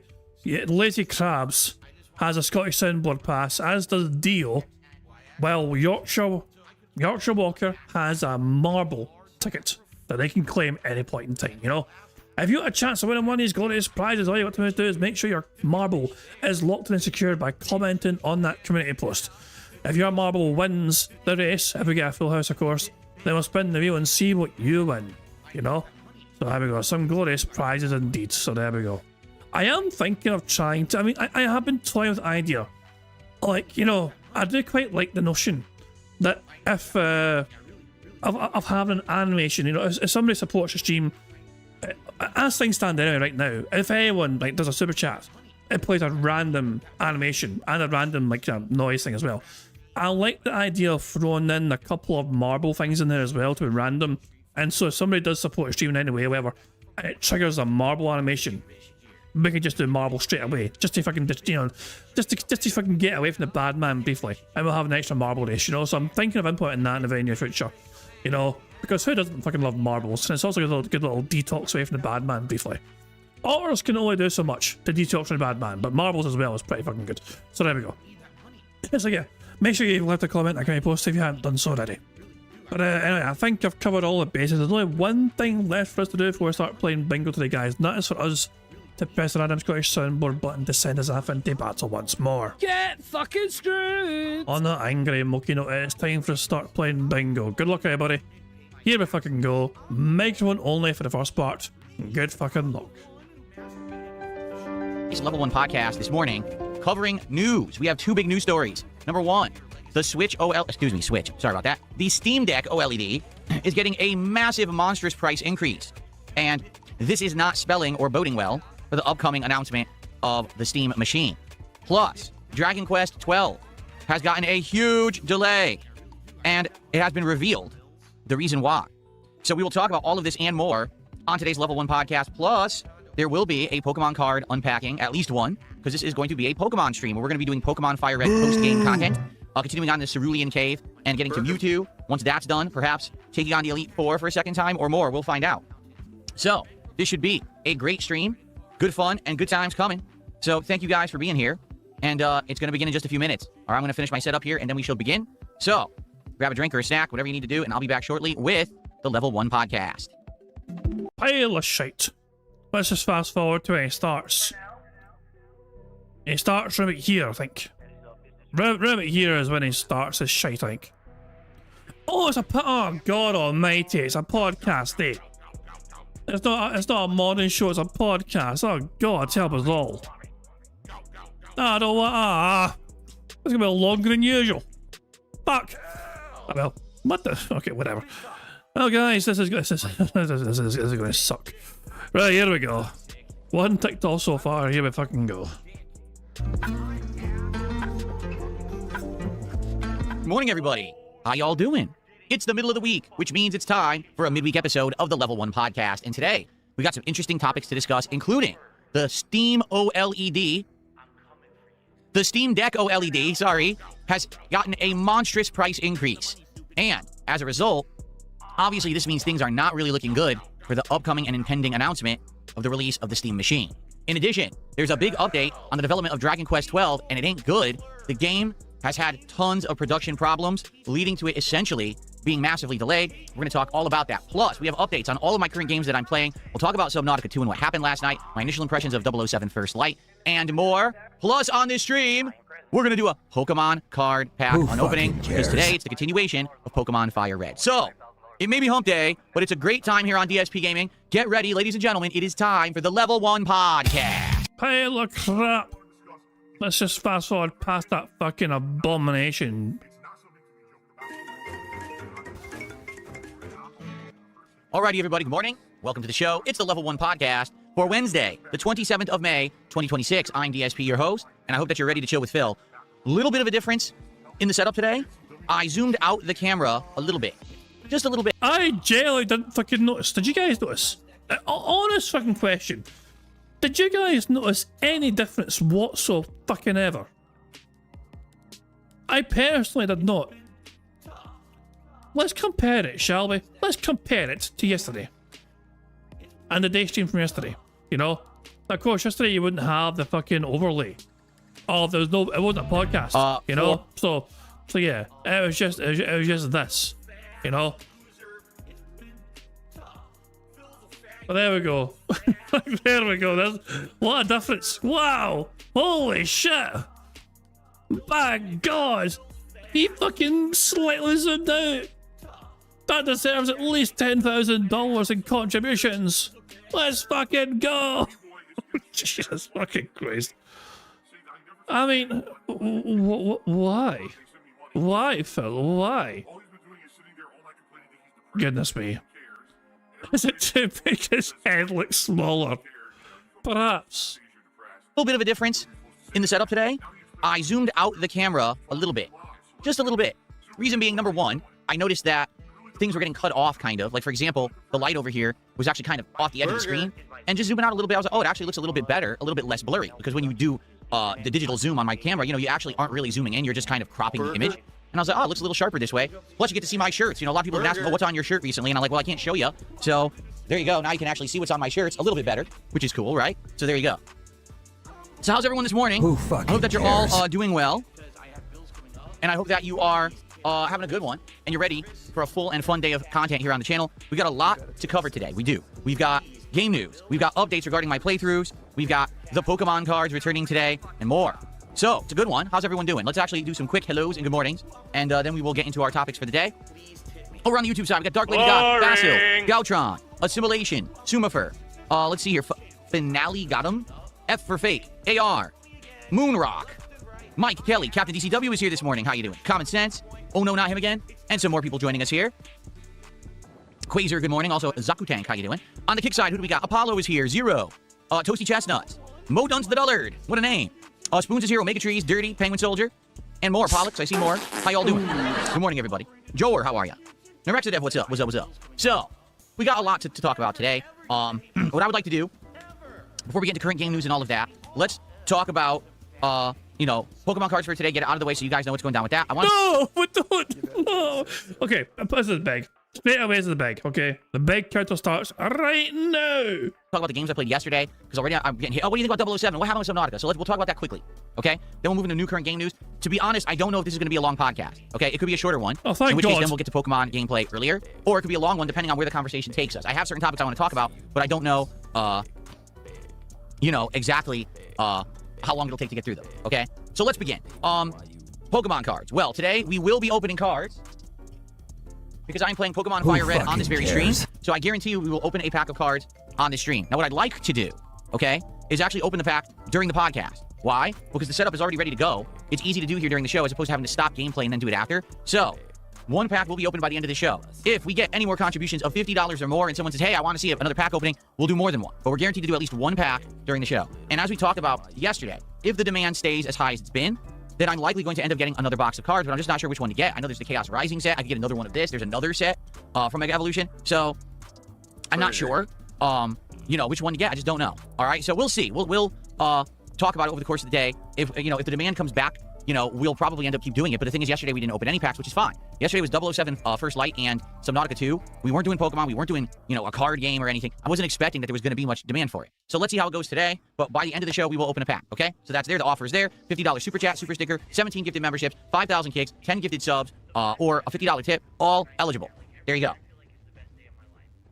And I now have an app. So when we open the packs, if we get that, the pull card or whatever it's called, I can scan it immediately and actually tell you the value of it right away. Okay, so that's cool. Nope. And I can add it to a little index of the valuable cards that I have in the app and all of that, so that'll be neat. Okay, so let's talk about yesterday, okay? Let's talk about the games that I played and my reactions to them so far, and then we'll talk about game news for today, and then we'll see what you guys want to chat about, okay? Anybody care what this guy thinks? No! Cool. All right, so yesterday, we played two games. The first game that we played was 007 First Light. This game was one that everyone was interested in and wondering how good it was going to be. Because some people are touting this as Game of the Year, and others are like, well, a little skeptical about that. It's funny that the people who seem to kiss games' butts these days the most are the ones who got the game early, were flown out to special promotional events. You know what I mean? You gotta understand how the industry works, all right? It's not necessarily that someone's getting a paycheck to kiss a game's butt and saying that it's amazing. However, if you say a game is good, you're likely going to get more games early. You're likely going to be flown out to more promotional events. You know what I'm saying? Like, gee, should I really trust the opinion of the person who was flown out to Japan for a week to actually be at the real Forza Horizon Festival and literally got like a $10,000 trip paid for completely by the company? I'm sure that they're going to give a valid opinion of Forza Horizon 6, right? So, in regards to 007... But Forza Horizon 6 has been very well received. Even for people that didn't fucking get paid to fucking promote a game, It's sold great numbers, it's got great reviews, people are just really enjoying the game. It has been very, very well received. Just because you don't like it doesn't mean it's not a good game. I can, if it's not for you, then fair enough, Phil, but it doesn't mean it's a bad game. First Light, okay? There's some things that are interesting and some things that are questionable. Number one, the graphics are pretty good. I did notice some pop-in here or there, but for the most part, the game has done their best to hide it, if that makes sense. Like, there was one or two parts where characters, disappearing, reappearing when they go around a corner, which is a little weird, but for the most part, the production values are high. The gameplay elements feels a lot like a combination of things that you've done before, all smashed together. For example, there's a little bit of Splinter Cell. There's definitely a Watch Dogs influence. There's platforming a la Uncharted or Assassin's Creed. There's also gunplay that's kind of similar to Uncharted gameplay. Hitman, for sure, in the way that you can actually perform missions and you can plan or plot out different ways to finish the mission. So there's a lot of elements from this third-person gameplay of other franchises, and they all seem to be kind of lifted from and or refined and put together to be a game in itself. The story. Well, I played for 3 hours, and the story is the origin story of James Bond as told in 2026, if that makes sense, because obviously James Bond has existed for a very long time, and the evolution of Bond always is with current technology or whatever. So now, Bond is able to basically, with his watch, hack everything in his environment as if you were playing the game Watch Dogs. So it's kind of interesting, but at the same time, it's like, well, maybe if Watch Dogs never had happened, this would be more innovative. But, I mean, it's already been done 3 times in Watch Dogs, so it's not necessarily feeling as original as it could if they weren't kind of lifting from that franchise, if that makes sense. Now, it's weird because sometimes the game does feel like really polished, and other times it doesn't. Like, for example, there's a part where you're doing a driving tutorial, okay? And what you're supposed to do is jump in the car and just do 1 lap around a track, and they're timing you while you're doing it. Of course, there's no real stakes here. It's your first time driving the game, but you're basically supposed to get a handle for the controls of driving cars. So the first thing I did is try to drive into my friend who was an NPC just standing next to the track, and your friend is completely invincible. It acts like he's a brick wall. So your car bounces off of him, and he has no reaction. Kind of kills the immersion, you know? Hard to suspend your disbelief here that the guy is supposed to be like a concrete pillar or something. It doesn't make sense. So then, I was driving... Are you seriously going to cry about fucking immersion and... For fuck's sake. Why is it only important in some games that Phil's immersion is broken? There's only some games apparently as a fucking factor and not others, you know? Ah, Christ, man. Like, what did you want to have happened, Phil? Did you want like everyone to fucking just assassinate you if you try and kill someone in the training test track or whatever, you know? Did you want James Bond to get thrown at the fucking academy and your character becomes unemployed and it's game over? Like, what exactly are you looking for? I'm honestly fucking curious, Phil. When your immersion gets fucking broken by this sort of thing, what would you rather have had happened? Bond gets thrown at the fucking academy. There is no fucking James Bond. He doesn't get 007 status. Instead, he's gotta fucking get a job working part-time in fucking Tesco, asking if you fucking want the fucking club meal deal. Driving poorly like I always do on purpose, and I was like, you know, what happens if you go backwards? So I drove backwards on the track a whole lap. During the entire time, the NPC in the car is screaming at you, you're going the wrong way. As I completed the lap completely backwards, the game just went to the next part of the game. Well, that's because you completed a lap, Phil. Even driving backwards, you're facing the wrong way, but if you complete a lap, you completed a lap. Okay, so that's my tutorial. Yeah, just do it wrong and still pass.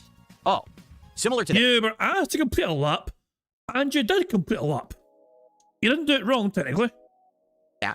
There's a tutorial mission that you're doing in a nightclub, okay? And there's a series of, like, almost like interrogation questions, if that makes sense, that you have to do. And it doesn't matter how you answer, the game continues anyway, even if you fail. Because, like, the idea is to get this woman to call her handler, because you're going to trace her phone or something like that. So that's what you're supposed to do. So, basically, you keep talking to her, and I did the wrong dialogue. And she's like, all right, the deal's off, started walking away. And then all of a sudden you yell at her, and then she calls the handler anyway. So even if you do the dialogue wrong, it still makes progress. So there's no way to fail. It's the tutorial intro mission of the game. So that's kind of weird, because if you're building this world, you're supposed to be a super spy. Bond is training to be Bond. Okay, but will you ever actually skill check me? Will you ever actually make me learn the game mechanics? Or is this a game that appears to have challenge but doesn't? You know, it's hard to tell initially how the game's going to play. But I will say this. I played it for 3 hours, okay? I wasn't bored. It was a lot of narrative. A ton of narrative in the first 3 hours. Were there some gameplay parts? Yes. But just not a ton. And it definitely felt to me like we didn't really get into the mix of things yet.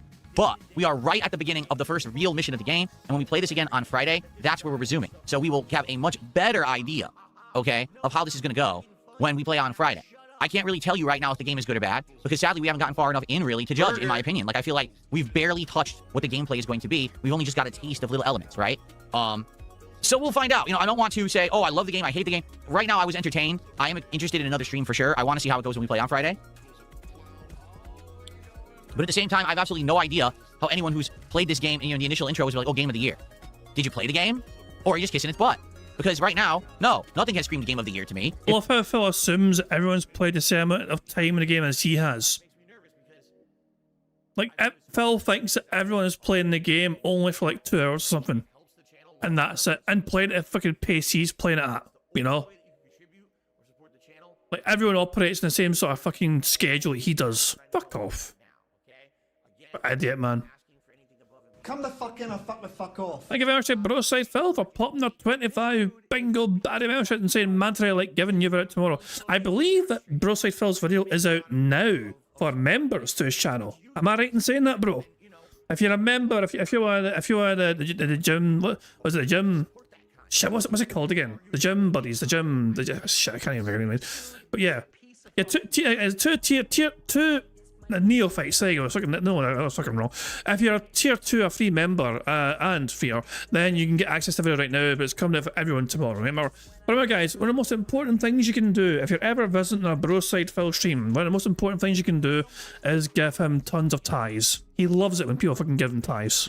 It feels like a mishmash of other games with an okay narrative. We'll see as we get further in, but no, nothing about it has thrown me. Oh my god, I'm amazed. My jaw's dropped. No, nothing. And I played 3 hours. So why are these people kissing his butt so hard? Probably because again, it's you scratch my back, I scratch your situation in the industry today.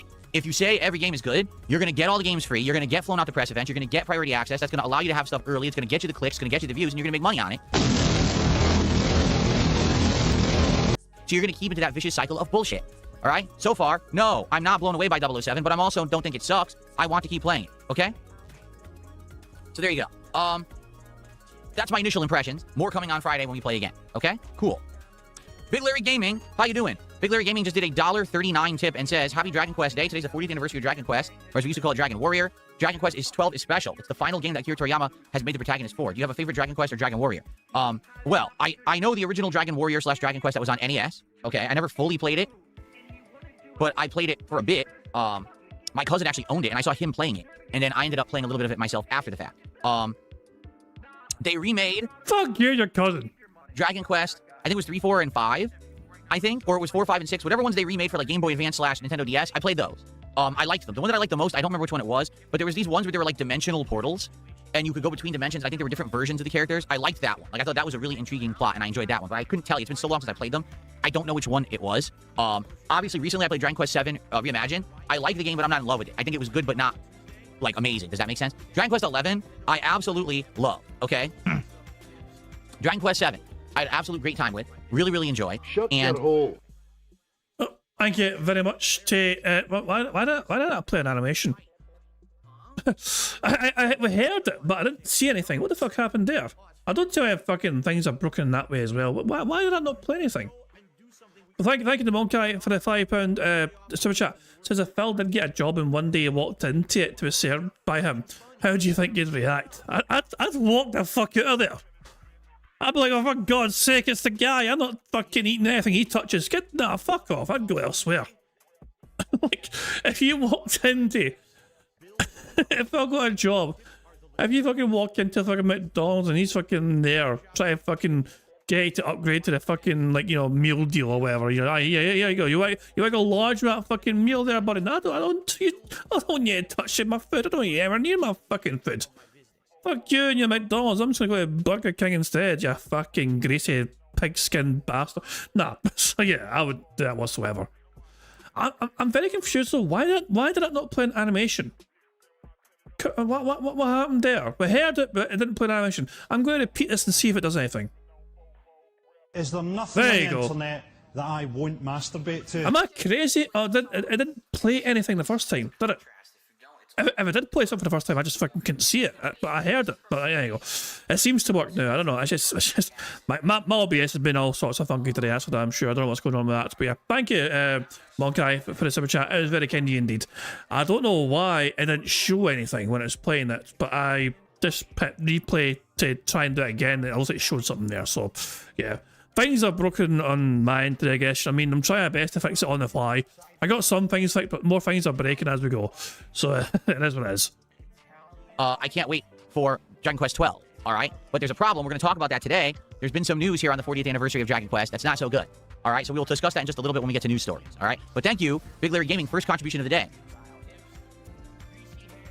I appreciate that very much. Okay.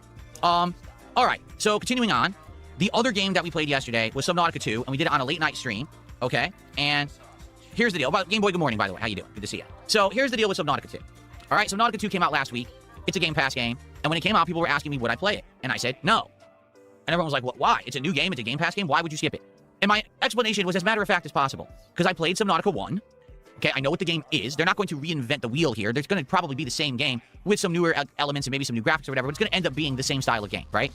When I played Subnautica 1, it worked for a few streams, and here's why.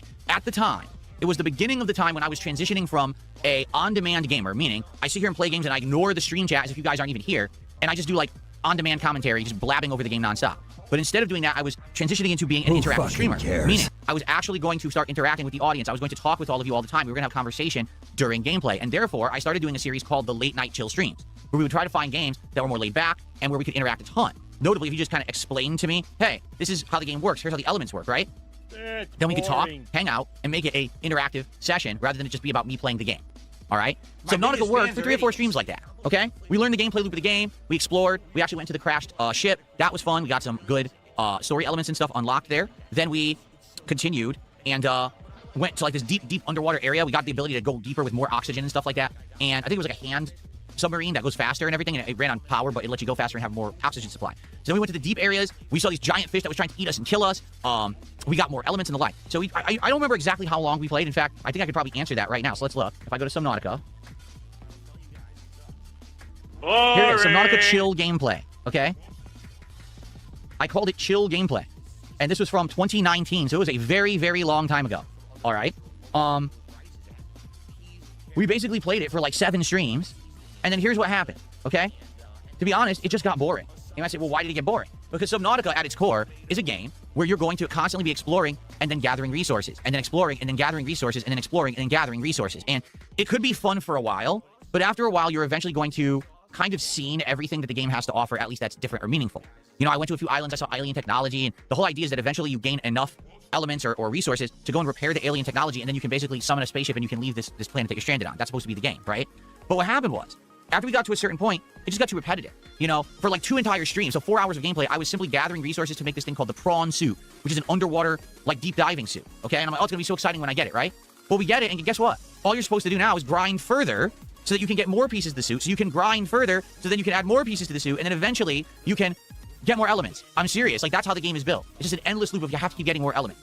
To the point where it's like, all right, I've seen enough, and I kind of get what the game is. I'd rather move on and play other games with you guys than just do the same loop over and over. Now, the game can end up being very relaxing, and I can understand why someone could get addicted to the loop, but as a streamer, I was trying to entertain the audience, and it wasn't entertaining anymore. Like, damn. As a streamer, it's not up to the game to fucking provide entertainment for your audience, it's up to you. Good gaming content creators will fucking build up the audience regardless of the game they're fucking playing. It's down to the fucking streamer to try and provide the fucking entertainment, you know?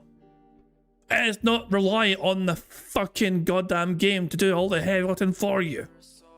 Damn, we've already seen this for 10 hours where you're still doing it. Yeah, it never ends, basically. That's the game. So we said enough is enough. That's fine. 14 hours of gameplay of Subnautica is good, and we moved on and did other late night chill streams, and that was it. Okay? So, when Subnautica 2 finally is announced, oh, it's coming out, and people said, well, are you going to play it? I'm like, no. Well, apparently, Yorkshire Walker is very tempted to use their marble ticket right now, you know?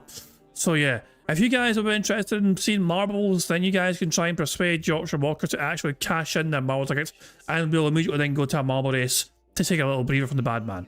Why not? Well, because it's going to be Subnautica 1 again. I know it is. I mean, let's be honest. They're not going to innovate. They're not going to change the whole game's formula. It's going to be a survival grind fest, and that's okay. I'm not saying that that's a bad game in any way, shape, or form. What I'm saying is I've already played it. I tried it. It didn't work. We played it for 14 hours. It got boring, right? So, I wasn't playing it. And then over the last week, there's a group of people who kept coming to the stream saying, I can't believe you skipped Subnautica. Everyone's playing it. It's got millions of copies sold. Hundreds of thousands of people are playing it at once, right? Despite the fact that I'm trying to say to everyone, listen, I'm not the same as everybody else. The kind of content I put out is a little different. My audience is a little different. I've already tried it. People just keep asking for it regardless. All they want to do is they want to get... They buy into hype is what it is. Oh, well, it's popular. Just because something's popular doesn't mean it's going to work for me. Okay? I kind of know what works on my streams and what doesn't, although I do like trying variety, and I'm not always right. But in general, this is something we had already tried. You know what I mean? So, after being bugged about it for a week straight, finally I said, all right, since you guys keep asking for it, let's go ahead and at least, let's try it, okay?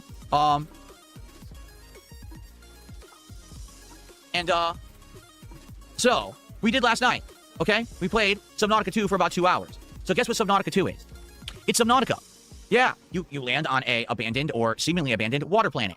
You immediately start diving and grabbing elements. You start crafting things. You start setting up survival where you can have food and water and you can have more oxygen. You fight off fish that are trying to attack you. You start finding upgrades. You start scanning items in the environment so that you can reproduce them at your replicator back at your base. You start trying to build your base. It's exactly the same as the first game. I want to repeat what I just said. You ready? Subnautica 2 is literally Subnautica 1. Okay? It's the same game. Now, what are the differences? The graphics of the fucking Shawshank Redemption, right? But with more tunneling through shit and no fucking redemption. Thank you very much to Hothead Studios for the $5 super chat. It says he talks about being entertaining. Meanwhile, Neebs Gaming managed a whole ass saga that got me to buy Subnautica. He sucks ass. I can believe that. I can believe that. But there are quality content creators out there who can take any sort of game out there and they'll make you want to play the game yourself. You know what I mean? If they're worth their fucking salt, you know what I mean? And they're really that fucking good, they'll make you also want to experience that sort of very fucking thing, you know? But Phil isn't like that. You know, and thank God, you know, because like, how often does Phil ruin games? There's games out there right now that you guys will love that this bad man has ruined for you because he dared to fucking play them, and he played it in such a fucking shitey, terrible, horrible, disgusting sort of fucking way and manner that you begged the bad man to fucking stop and never return to it so he doesn't fucking ruin your fucking game anymore. You know? It's still incredible to me that Phil put so much.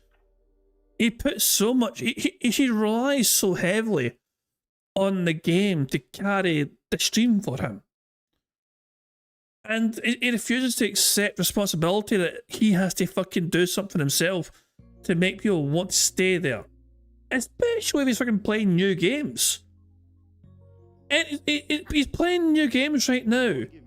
So are millions of other fucking people.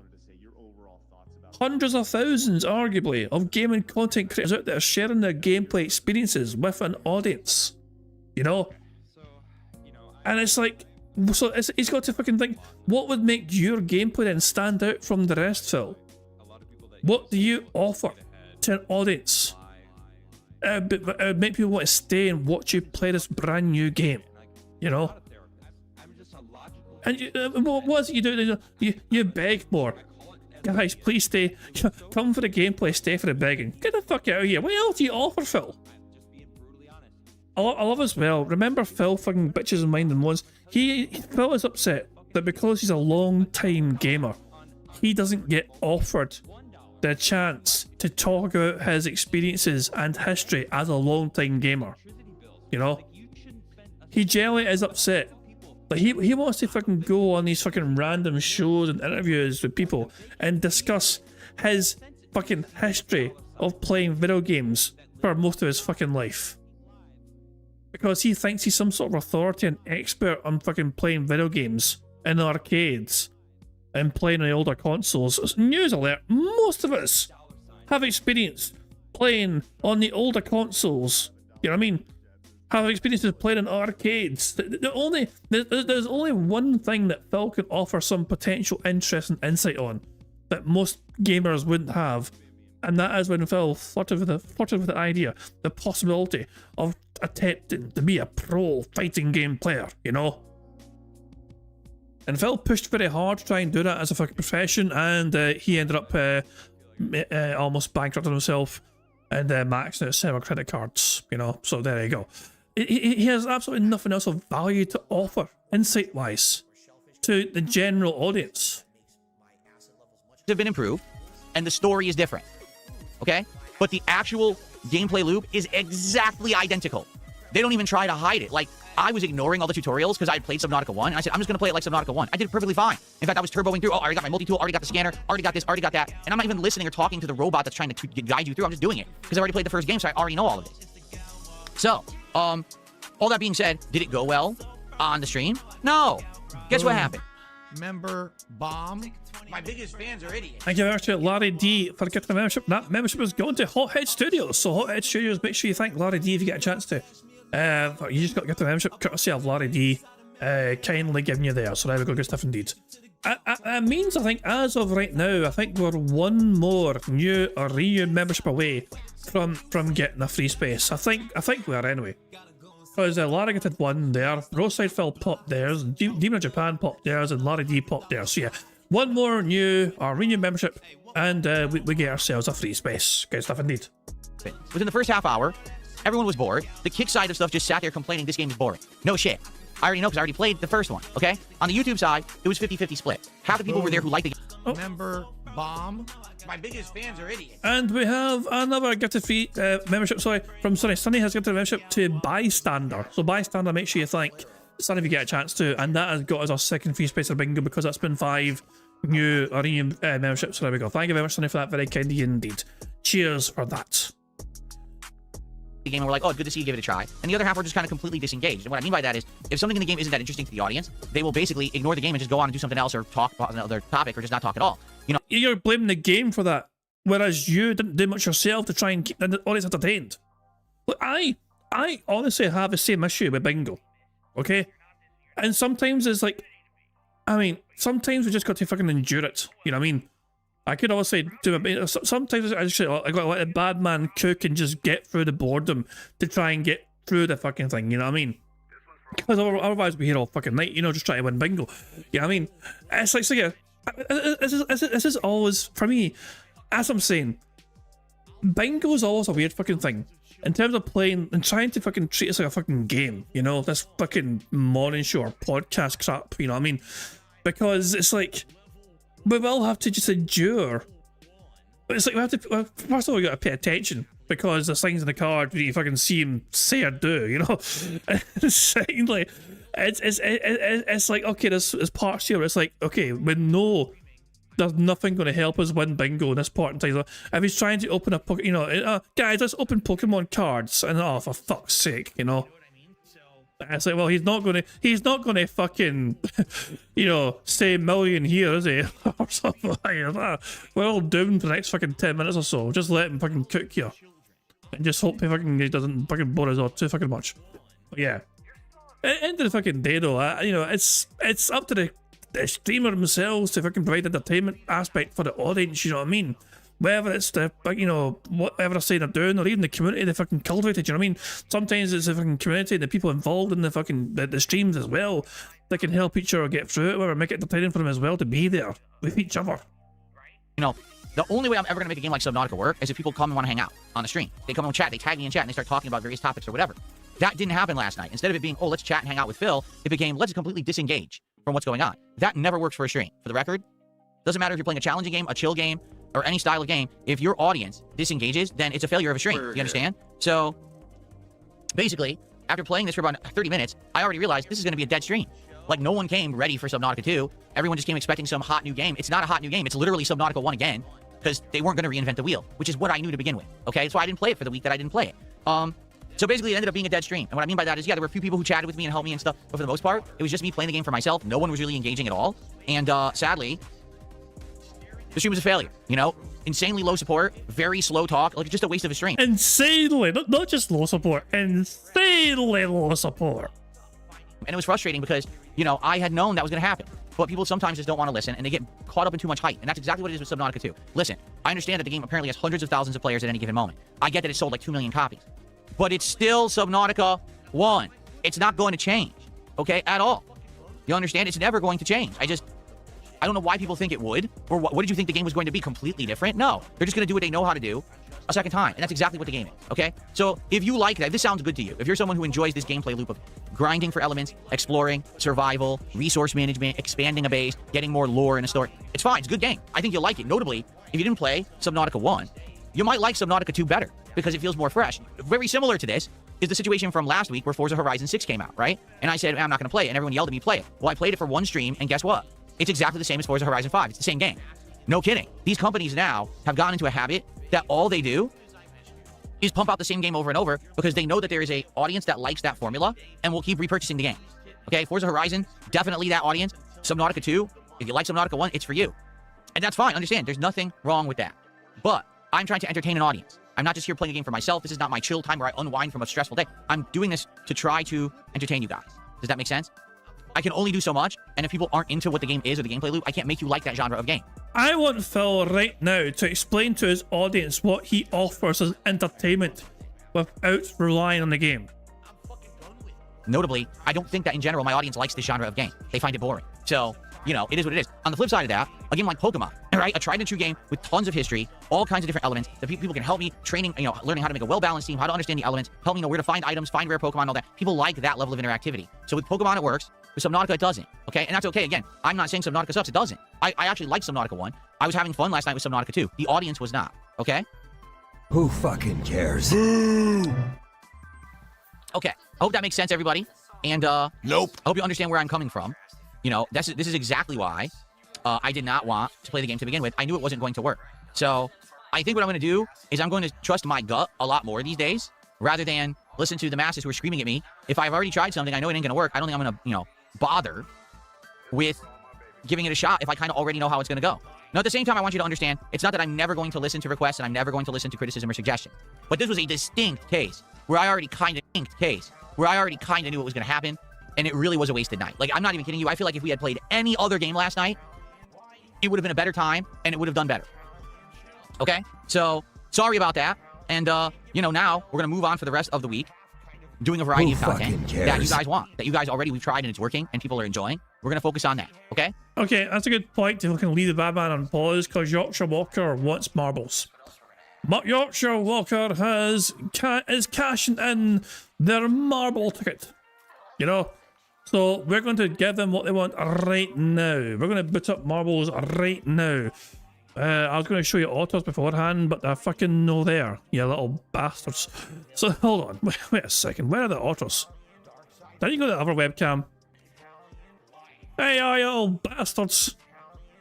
Why are you looking at this camera? Only another one. Anyway, whatever. Okay, we have. So we haven't got a full house yet, remember? But the marble ticket was won and been cashed in, so fuck it, there we go. Thank you very much, Yorkshire Walker, for cashing in your marble ticket here. Let's have a marble race and see who wins this marble race. So here we fucking go. Let's just go straight into this. It's basically like a normal marble race, you know. We're picking a random map, we'll race the map, random map, you know. And whoever wins will spin the wheel, and that person will win a prize. We need to change the number of marbles back to what it was before 113. The map that we've got is called Custom Crazy Adventure, made by Dire Main 99. It has a 41% elimination rate and is a lengthy 6 minutes. It's over 6 minutes long. What the fuck? This is one of the longest marble maps I've seen. But yeah, there we go. It's a big bastard, that's for sure. 6 minutes average finish time. Jesus Christ.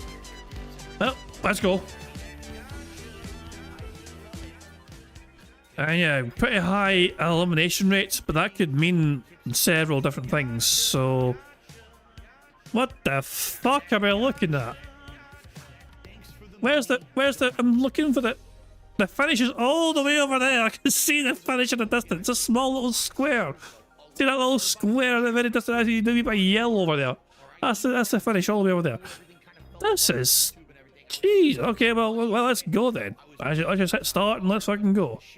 Normally, I would like fly to the finish and get a lay of the land, but okay, it's going to take a while to get all the way out there, you know. So we'll just fucking surprise ourselves, shall we? Now it does seem somewhat, well, it's not exactly straightforward, but it is quite linear in terms of going from like one direction to another direction, you know. M-Bode's marble doing very well so far currently. And look at M-Bode go! M-Bode is doing a speed run here. Nothing's slowing them down. Nothing gonna get in their way.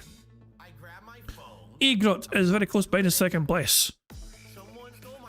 But we're watching. Oh, hold on. And now we're in the tumble dryer. This could take a while. This could take a while to get through here. There's 4 different paths these marbles could take here. Who's going to come out first?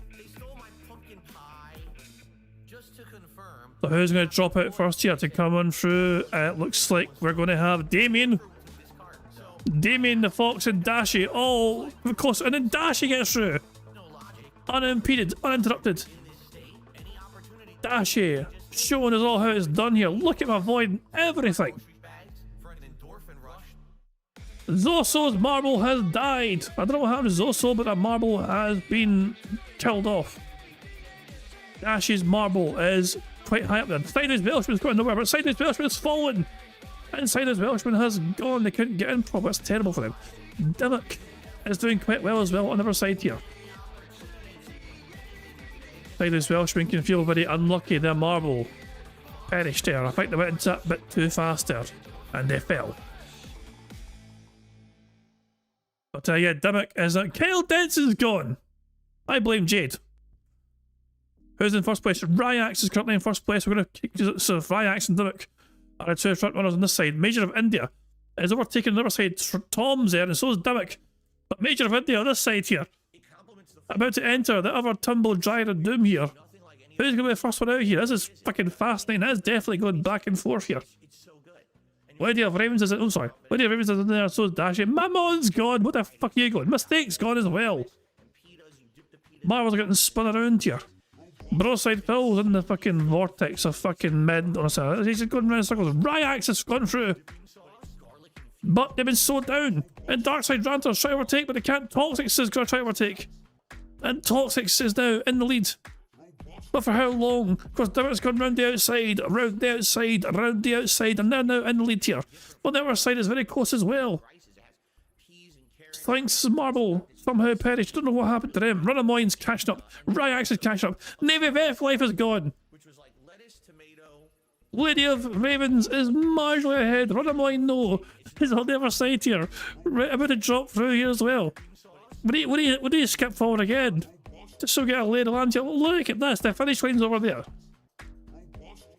We're waiting to see who drops through first here. Lady of Ravens. Native Man, but Runamoyne's out straight away. Runamoyne with the big advantage here. Can they hold on to lead here? Runamoyne, your Marble is currently doing quite well here. You're going gangbusters up in the sun bitch here. And look at you drop through now. There is no one that close to you right now.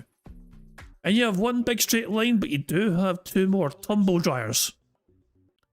Big spinning wheels of fucking bastard and doom to try and navigate yourself through. Oh, look at the lead you've got here. Well, some marbles are behind you. They're not that far here. If you're stuck in here a good while. Yeah, that's slowed you down. That has slowed you down for sure. Oh, you drop down though. You do get out of here pretty quickly. Well, to a certain degree. Wait! Oh, I thought somebody was... I thought you were overtaking there. Somebody could drop down perfectly here. Right into this gap here. Cavadutchman is right on your tail. Runamoyne and Cavadutchman competing. And both of them... Runamoyne's been dragged by it. Who's getting forward here? Who's on forward there? Everyone's catching up now. Mr. Pika fans now ahead. Dreamlands, Lady of Ravens, Daijo Dan, Rabashank is all there as well. It's an exciting and close finale here. Dimmock is first into Tumble Dryer down, but who's going to be the first one to get out of there? Surely the first one out here is the favourite to win. Marco Shaughnessy's Marble fell. Zarnok, King of Darkness, has popped out. And no one's that close to him. This is Zarnok's time to shine here. They've not been stopped here. They're going through falls here. They've not been hitting anything. Surely this is it. Zarnok, King of Darkness, their Marble is going to be victorious. Well done to them. They end up in first place. An exciting finale. Flip-flopping all the time with who was in the lead and who wasn't in the lead here. Mr. Peekafan in second place. Peacock Gaming third. Darkside Ranter fourth. Fifth is Rabashank. In sixth place you have Dimmock. Red Joshi seventh. Roachbait eighth. Native Mamba ninth. And Runamoyne ends up in 10th place. And all the other marbles are now coming across the line there. But well done to Zarnok King of Darkness there. They fucking saw the opportunity to fucking strike and they fucking seized it. We have a whole bunch of marbles in the back here, trying to get through to the end here. I imagine this is why half the marbles die. Because also these guys are stuck here. These guys are these are okay. These marbles will survive. M-Board will get to finish, okay? I'm confident M-Board should get to finish. Kulimp and Dark Ross, I don't know about. The fire is coming. The fire is coming. Ah, there we go. Unlucky for them.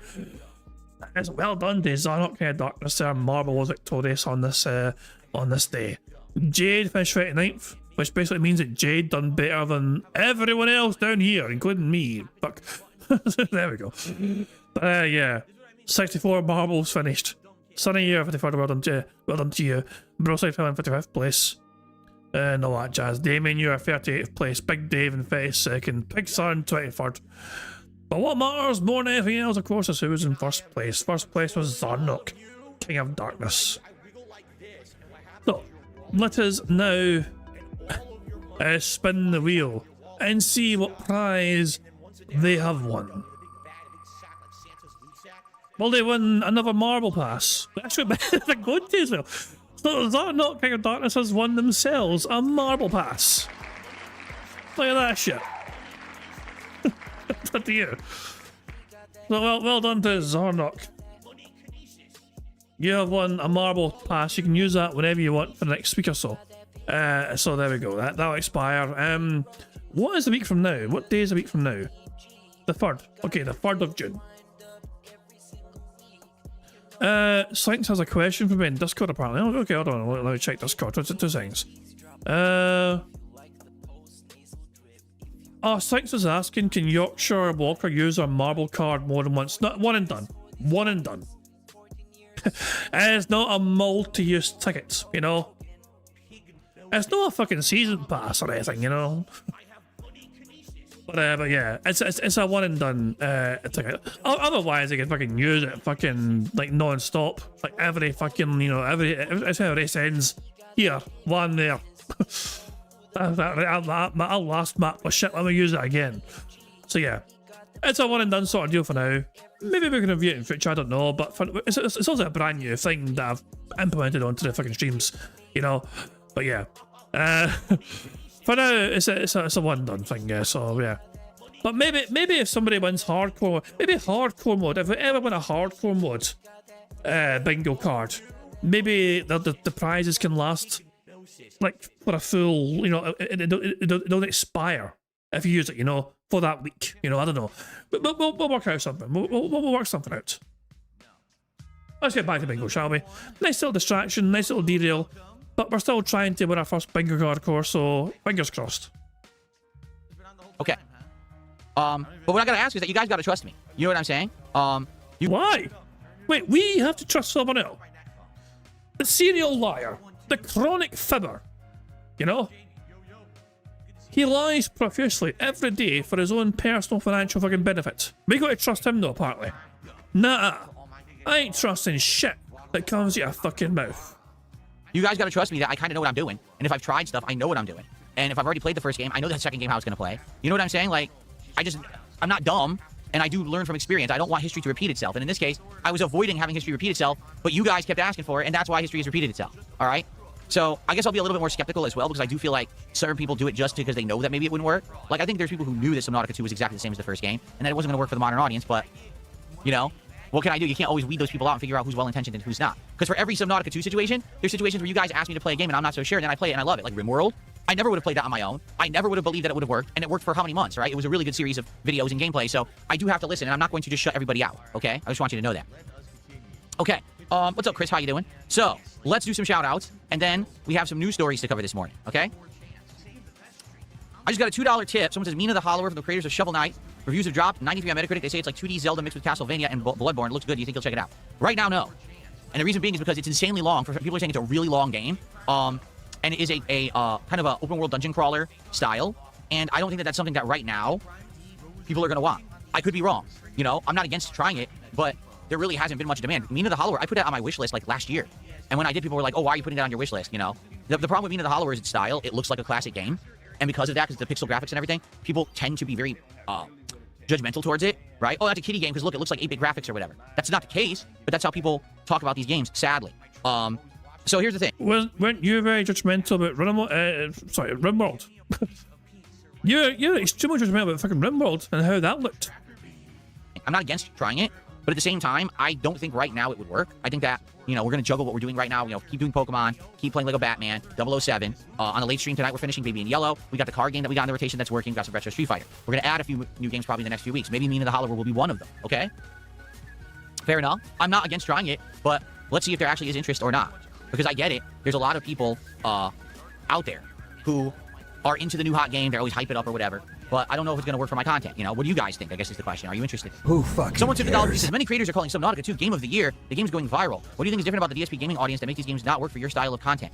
I literally just did an entire segment about it. So thanks for $1.50. Okay.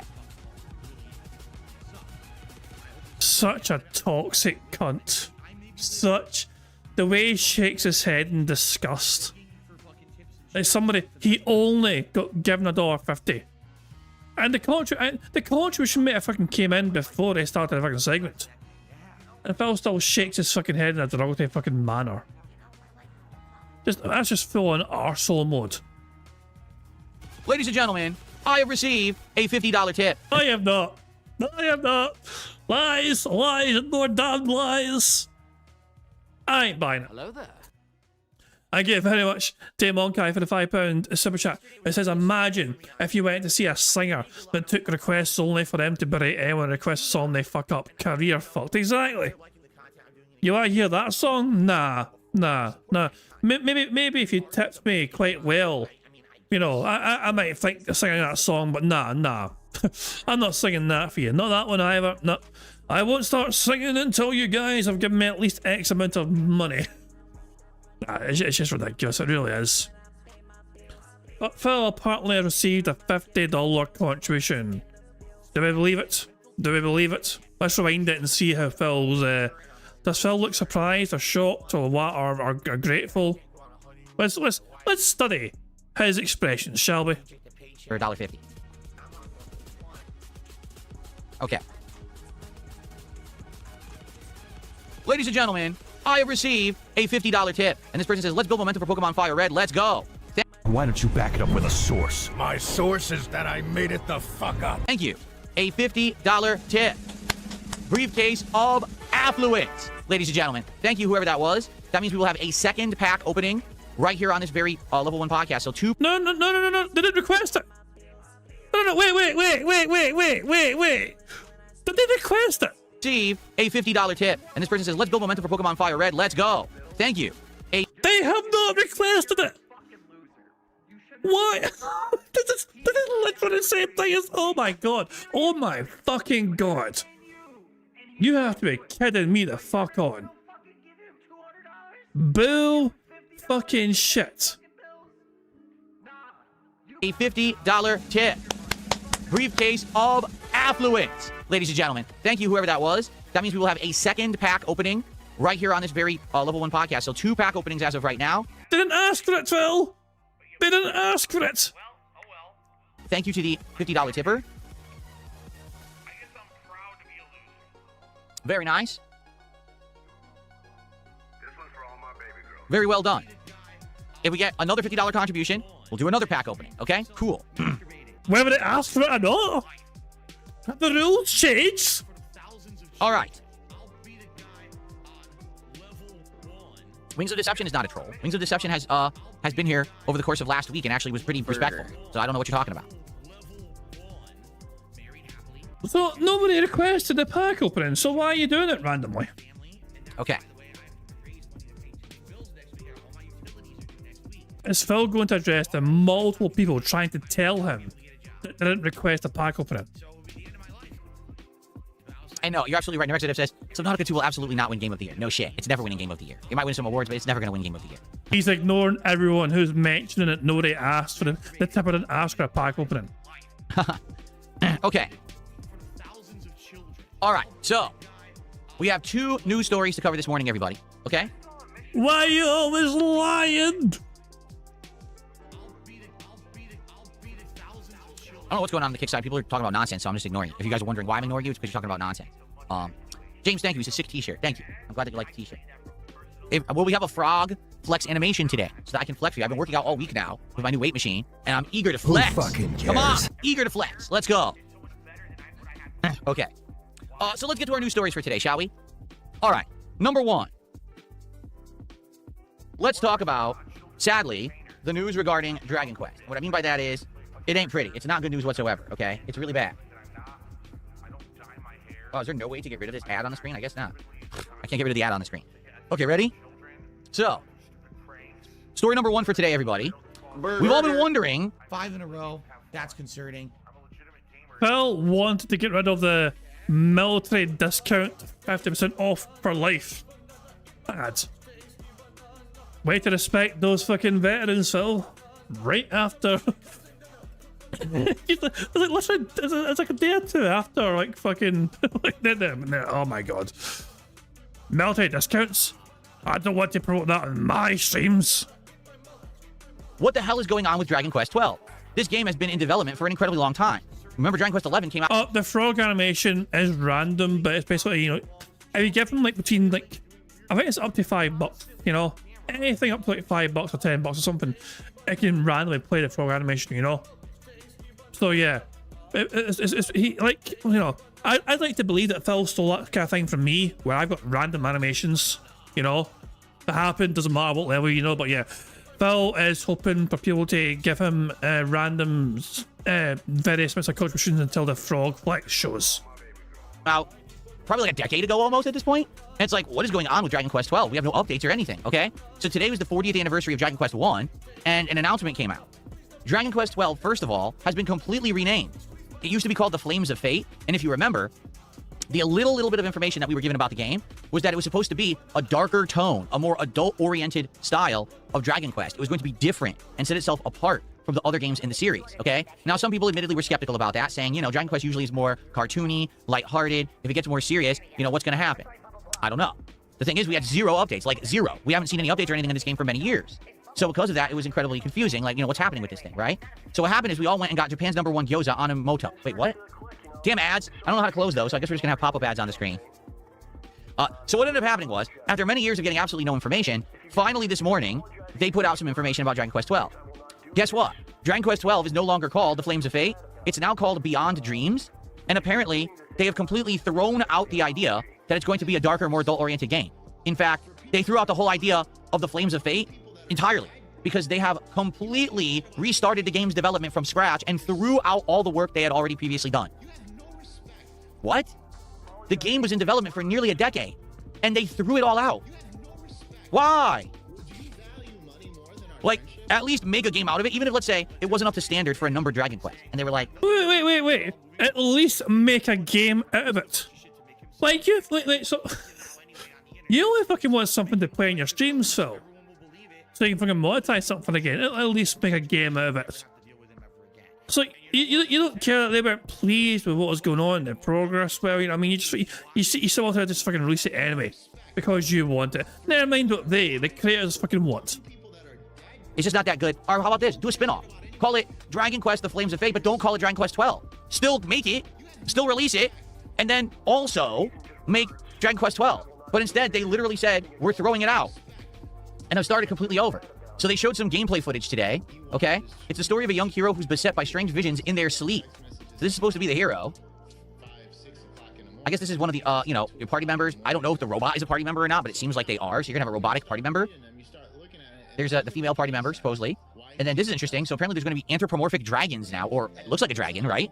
So that's new to the series. That's never been in the series before. And so they showed all this off, and here's another screenshot of the kingdom, apparently, from the game. And of course, people here are, you know, talking about it like, you know, what's going on with this? So apparently what happened, I guess there was an internal shakeup at Square Enix around 2023, 2024. And what's being guessed at is that when the shakeup happened and management was shuffled around, whoever was put in charge of the Dragon Quest project was basically tasked with putting it back on track. And I guess the development had run itself into hell. Like, I mean, think about it. At that point, 2-3 years ago, the game had already been in development for 5+ years. So maybe they just screwed it all up, or they thought that like, there was no way that they were ever going to finish it with what they were trying to do with it. Maybe they didn't feel like it was up to Dragon Quest standards. But again, for me, I'm like, dude, you already worked 5+ years on this. Don't throw it out. You know, for example, I want to think of it this way. When I was growing up, Final Fantasy was a mainstream series. But then they also had spin-offs. There was Final Fantasy Mystic Quest, which was considered a watered-down, simple version of Final Fantasy for maybe a younger audience who thought that regular Final Fantasy was too difficult. Okay? And then later on, you had games like Crystal Chronicles and stuff like that. You don't have to have every game be part of the mainline series. And to be honest, Dragon Quest has done this already. They have that monster trainer stuff and stuff like that. So I don't know why they just threw it all away. That's just so bizarre to me.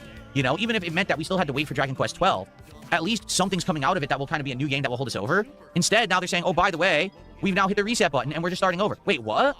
So it's 2026. Are you telling me now we have to wait another 5 years to even get near a time when they can start talking about Dragon Quest 12? That's not good. You know what that means, sadly? It means we're going to have another several years of remakes. You know, we just did Dragon Quest 7 Reimagined. You could plan on Dragon Quest 8 and 9 and 10 probably getting that treatment because they just recently did, what, 2 through 4? So they're probably going to do the same thing with all these games, and we're just never going to get a new Dragon Quest game at this rate.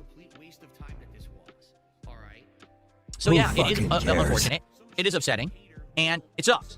But I guess it's reality. You know what I'm saying? It is what it is. There's nothing we can really do to affect it or fix it. But as fans of a series, obviously we can voice our disappointment. And in this case, yeah, I'm disappointed. I was of the impression that Dragon Quest 12 was in development for so long that it was probably nearing completion, and maybe by the end of this year we were going to get actual announcements of when this game was coming out, and we'd be able to plan, oh yes, good playthrough coming up. I guess not. You know, it sucks. What can you do? Okay. All right, we have one other important story to cover this morning. And like I said, I don't know how long the podcast will be today. It may be a shorter podcast, depending on what you guys want to talk about. But we do have one other important story to cover, okay? Who fucking Ladies and cares? gentlemen, this morning, a huge announcement came out of Valve that has everyone up in a tizzy, and now people are really worried about another announcement coming in the near future. Here's what I'm talking about. Valve has dramatically raised the price of the Steam Deck OLED by 46%.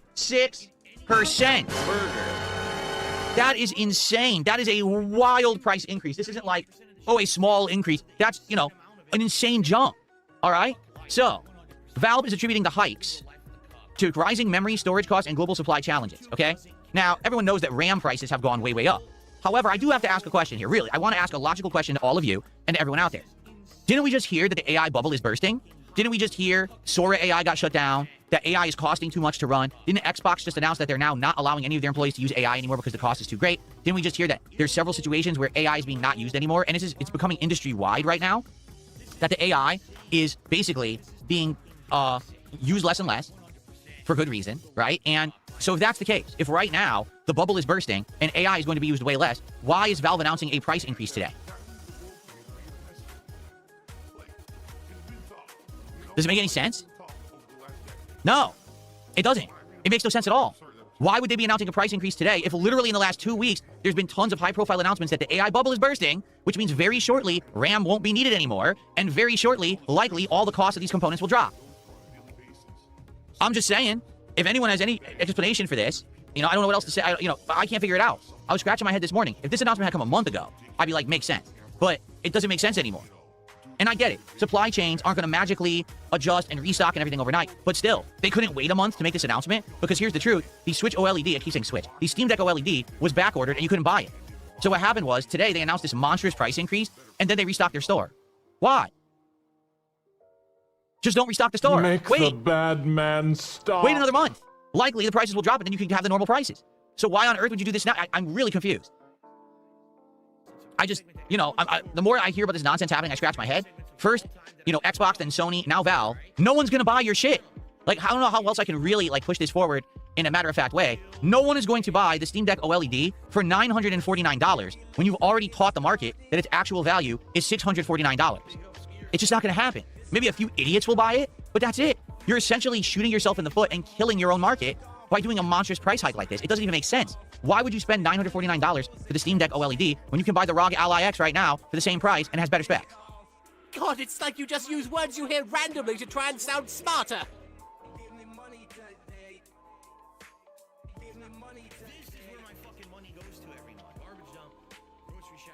So anyway, here's the actual price increases. So the 512 gigabyte model of the Steam Deck OLED went from $549, excuse me, to $789, an over $200 price increase. Okay? And then the higher end model, which has the terabyte of memory, went from $649 to $949. That is ludicrously stupid. Okay? But now here's the real problem that everyone is freaking out about now, right? They haven't announced the Steam Machine yet. And back, you know, in like December, January, when the new Steam Machine was originally announced, everyone suspected that if they really wanted to hit the perfect price point, okay, that they should be aiming for around $750, okay? But that was before RAM prices dramatically increased because of all this AI nonsense. So now, right, what we're talking about here is a situation where if they're upping this by 50%, likely they're going to up the price of the Steam Machine by 50%. So to be honest with all of you, I thought it used to be that the Steam Machine was going to be around $750, $800. I now suspect, and I'm not kidding, I think they're going to try to sell the Steam Machine, the new one, for around $1,250. Okay? And to be honest, I do not think that is going to be a good market price for it. I think you will have enthusiasts who will buy it and people will scalp it. But I don't think after that, that the common person is going to see $1,250 as an entry-level price to any kind of gaming device. Okay? I just don't see that at all. I think what's going to happen is, yes, initially the first wave will sell out because just like with this guy right here, the Steam controller, everyone sees everything that Valve sells as a limited edition collector's item. And to some extent, that's true. But much like what's going to happen with this guy, where within another month or two, they're going to produce enough, it's not going to be a hot item anymore, and you're not going to be able to scalp it. It's just going to be regular price, you know what I'm saying? The same thing will happen with Steam Machine if they keep it at that price point. It's not going to be some kind of a crazy seller at $1,250. It's just not. At those prices, you can go find other alternatives that are going to be probably, you know, more bang for the buck and or customizable to your taste. Because when you buy a Steam Machine, you're going to get what's in it. As opposed to if you build your own PC, you get to pick the components you specifically want. You can find sales and all of that. You know what I mean? I just don't see Steam Machine breaking ground and being the big hit that Valve wants it to be if they're going to be selling it for $1,250 or higher. But with this is just such a bad look and a bad move. They really should have waited. if the issue was, oh, we finally have them in stock and we want to sell them, wait. I know it's tough to hold inventory because you got to pay for the inventory space and everything. But I think what they've just done is they've now made it a situation where no one is going to want to buy shit. Everyone's going to be like, hold the line, hold, and not pull the trigger on anything. Why would you? When if AI's bubble is about to burst, prices are about to drop in a few months. So, yeah, this is pretty bad. And it's not a good sign for the industry. It's not a good sign for Valve. It's not a good sign in a lot of different ways. I do hope that something happens. I hope that the bubble does burst. I hope that this shit will stop. Because I love gaming. It's my hobby. It's also my job. But sadly, the industry is hurting, right? The common person can't drop $1,250 on a whim anymore. They just can't with the way that things have been going in the last few years. And gaming always used to be kind of the more affordable hobby. You know what I'm saying? And now it seems like it's pricing people out. And that's not a good thing, you know? So I hope that that AI will not ruin gaming for everyone. But at this rate, you got to wonder. You got to wonder if so many people are using AI for so many arbitrary common things, how long will it last? At the same time, though, all right, the very same time that I say that, you know, AI is being used a lot, but not necessarily in the way that I think these companies wanted it to be.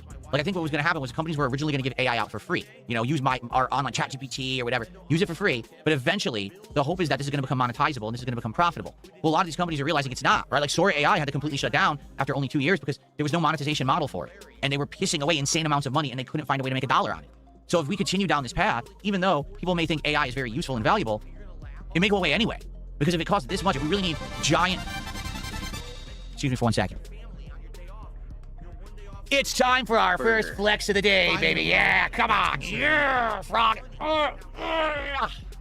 That's a good one. Thank you, Wings of Deception, for $2. Who says, Viva Phil, Viva, I hate wings with a passion. I'm sorry that you hate wings, but I thank you for the $2. Very nice. You're our top super chatter of the day. You're actually our first super chatter of the day. Very good.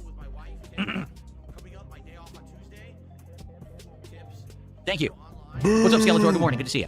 Okay, we ready? So back to what I was saying, okay?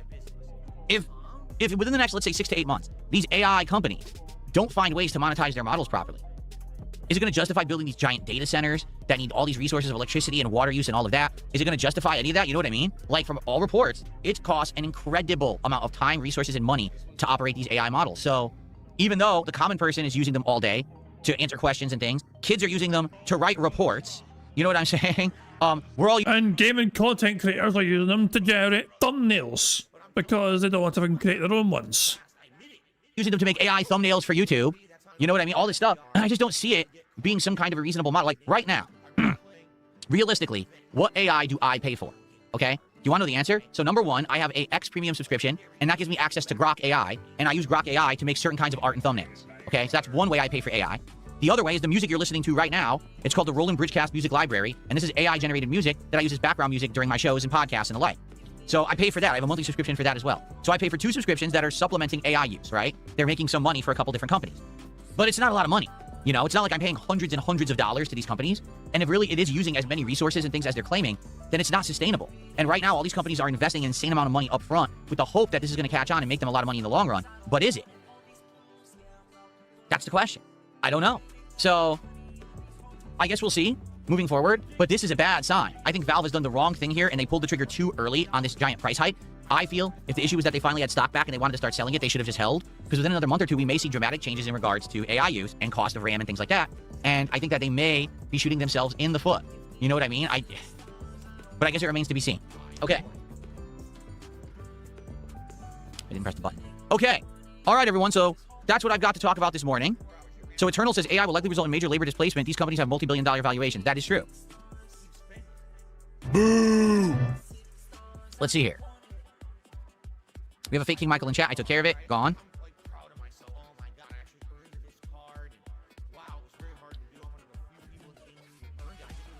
Yep.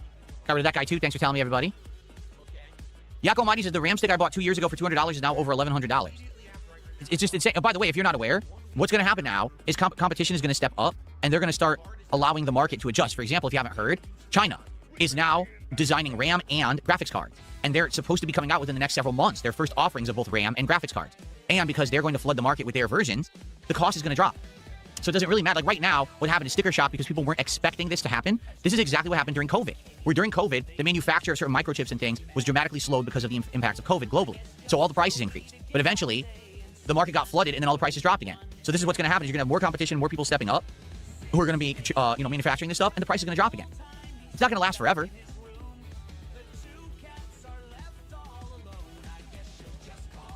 Okay. All right, so folks, before we get to our pack openings, because right now we have 2. If we get any more $50 contributions on the podcast, I'll do more than 2. But right now we have 2 pack openings lined up for Pokemon cards, okay? Anything that you guys would like to talk about, anything that you would like to address, please tag me in either chat. We'll do a little bit of Q&A. So the first person, Tech Guru USA, says, are you okay with ICS being here as long as he sends you money? I will never know if ICS, who's Iron Chef Sakai, is in the chat or not. How would I know that? If he's in there with a stock account, there's absolutely no way I could ever tell if someone is ICS. Nor am I going to seek out and stalk and try to be obsessively, trying to find out if someone is ICS, okay? He's been banned. He knows he's been banned. But I can't stop anyone who's been banned from making a 2nd, a 3rd, 4th, 10th, 20th account and coming back. Why don't you back it up with a source? My source is that I made it the fuck up. As long as everyone abides by the rules on an account, they're going to stay. There you go. Wings of Deception is ICS's stock account. It's obvious. No, it's not. There's literally no way to know that at all. Unless they came out and said, yes, I am. There's no way you would ever know that that's the person. So you could just cut the shit. Here's the truth. People don't like me getting support. So anytime I get any support, people are like, oh, it's that guy you already banned. Ban him again. Because you want me to ban support. Well, I'm not dumb. So unless that person violates the rules, I won't ban them. Sorry. 6 Hybrid says AMD had a load of chips they needed to get rid of, so they sold them at a discount, and Valve could make the Steam Deck, but Valve didn't have RAM contracts negotiated, causing a much higher price. Witcher 3 has new DLC announced. It does? When did that happen? Did that happen this morning?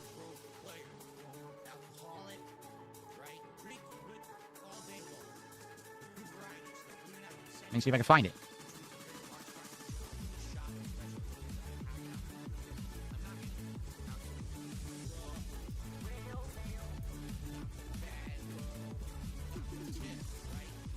It's coming in 2027. Stay tuned for more information. So there's nothing to show you. All they did is they announced that there will be a new expansion for Witcher 3. It's called Songs of the Past. Here's the problem with that. Quite frankly, I feel like we're going to have a big problem. And here's the problem. Ready? How on earth are people going to access their Witcher 3 games? Unless they played Witcher 3 recently. Like, I played Witcher 3 at launch on PlayStation 4. So how exactly will I play this expansion? Who fucking cares?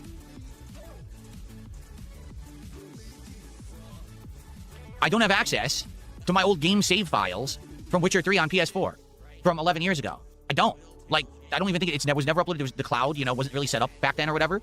So because of that, the only way that I would play this DLC is to replay the game. I'm not doing that. The Witcher 3 is an insanely long RPG with tons of content. I'm not replaying it from the start so that I can play this DLC. So unless the DLC is going to be a complete standalone experience, I don't see how having a DLC 11 years later makes sense. I'm just being honest. What I think they should do is sell it as a standalone experience. Sell it for $20 and just have it be a standalone. It can still run on the same engine and everything as Witcher 3, but it has to be a standalone, or else how the fuck do you play it? Who fucking cares? So I have a feeling, sadly, this is going to become a debacle. For me, obviously, I'm going to want to play it on PC. I'm not going to want to go play the PlayStation version of it. And that means I would have to start over. Well, I'm not. I'm literally not doing that. The Bomb says they could probably import your PS4 save file via the cloud to your PS5. No, this is what I'm saying, The Bomb. Back then, nothing was in the cloud. Like, I remember when they initially had the cloud, it didn't even work for me. Like, it would just say, error, your cloud storage is full. And so I wasn't able, for many years, I wasn't able to upload anything to the cloud. I remember back then, like the WWE 2K games would upload an insanely huge file to the cloud, and it would say, oh, your cloud storage is full, can't back up any of your games. And that was for several years. So I don't think I have anything in the cloud from Witcher 3 whatsoever. Like, I just don't have a file. So I don't know what I would do.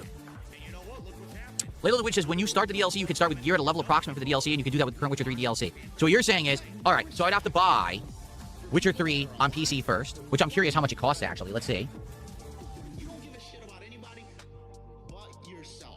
$40? It's $40, or if you spend $50, you can get Complete Edition, which has the DLCs Blood and Wine and Hearts of Stone.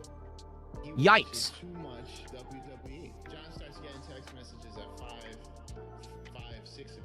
So first, to play this DLC, you're going to have to spend $40 to $50 just to get Witcher 3 on your PC. Then, you'd have to buy the DLC. Then you'd have to boot it and hope that the DLC, when you go to start it, says, hey, you can artificially start with your character at a certain level and your gear at a certain level, because if not, then you actually have to replay the game from the start to get to the point where you can play the DLC. I'm not feeling so good about this. I'm not. I'm feeling a little nervous about this, okay? Pod agreed. I'm sorry that the AI moderator auto-moderated you. I have no idea why. It says The Witcher 3 is always on sale for less than $5. Check out the GOG website. Yeah? Okay.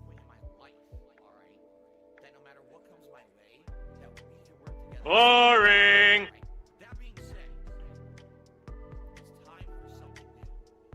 Yeah, it looks like it is on GOG only for cheap editions. Like on GOG launcher, it's $12 instead of $50. Huh. Will the DLC be available through GOG? Who fucking cares? I wonder. Boo! Well, we'll have to look into it next year when the DLC is closer to release. All right. Right, okay, I need to fucking know. He promised, he tempted that it might be a shorter podcast. We are 40 minutes behind the bad man. Is he still going live? Oh god. It looks like he's almost finished the podcast. It looks like he literally, I think he's just finished the podcast now, effectively. So we have about 40 more minutes of suffering to endure before or if he wins before then we might get to escape before then. But aye, Phil is just boring. He's ran out of things to talk about. He's stalling and he's waiting. And remember as well, he's going to open a Pokemon pack, even though nobody requested it. Okay, folks. Well, what else would you guys like to chat about? Anything else? So he faked that tip though, again. Yeah, Little the Witches, they got to know a lot of people are going to be coming back after, many, many years, so hopefully they will implement a gear skip. Oh, really? The bomb says that GOG and CD Projekt Red were actually the same company until recently? I didn't even know that.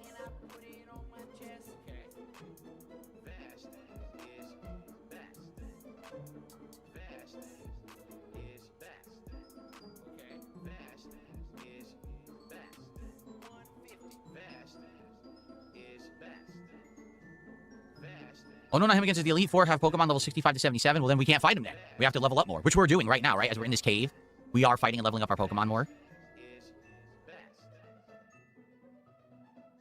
Smolive Enjoyer, or Smolive Enjoyer. So can I do a recap of the best Pokemon cards that I pulled so far? Because we're about to... What's up, Eugene? How you doing? Yeah, sure. This will be quick. Because I don't have many good cards at all. Oh, okay? God. No. I basically have pulled 2 good cards. Both of which are full art cards, as you can see. One is Spearow, and one is the Premium Power Pro. Okay? Both are considered full art cards. And they're both around $3 to $3.50 each. That's the best cards I got. That's it. I really haven't gotten anything else good. Out of the 17 packs I've opened, I basically got 2 meh cards. They look nice, don't get me wrong. Like, I like the full art style. But they're just not worth a lot. They're not that rare or anything. Outside of that... I got a whole bunch of the Mega Evolution EXs, but those are worth like $1 each. And that's about it. Did you see yesterday what I showed everybody? Here, let me show you. Hold on. Who fucking cares? So these are the cards that we're fishing for. Ready? These are the cards that we're fishing for with these pack openings. We're looking for Acerola's Mischief full art, Mega Kangaskhan EX full art, Mega Absol EX full art, Mega Latias EX full art. We have the regular Mega Latias, but not the full art. Lily's Determination full art, Mega Venusaur full art, Mega Lucario EX full art, Mega Gardevoir EX full art, Mega Gardevoir EX Gold, and Mega Lucario EX Gold. If we find any of these, as you can see, they have some pretty darn good value. And this is ungraded. If you grade them, they're worth more. Okay? So, this is what we're looking for. Pretty much these are the valuable cards in the deck that, will be in that box. Will we find one of these? Maybe we will, maybe we won't. They look nice to me. I like how they look, so... it would be nice to get a rare card, but I don't know if we will. I get the feeling most people don't ever pull those, right? Make the bad man stop. Okay. You have been the personification of stupidity since 1997. Virtual Boy defeats DSP, auto resubbed over on Kick. So thanks for the auto resub.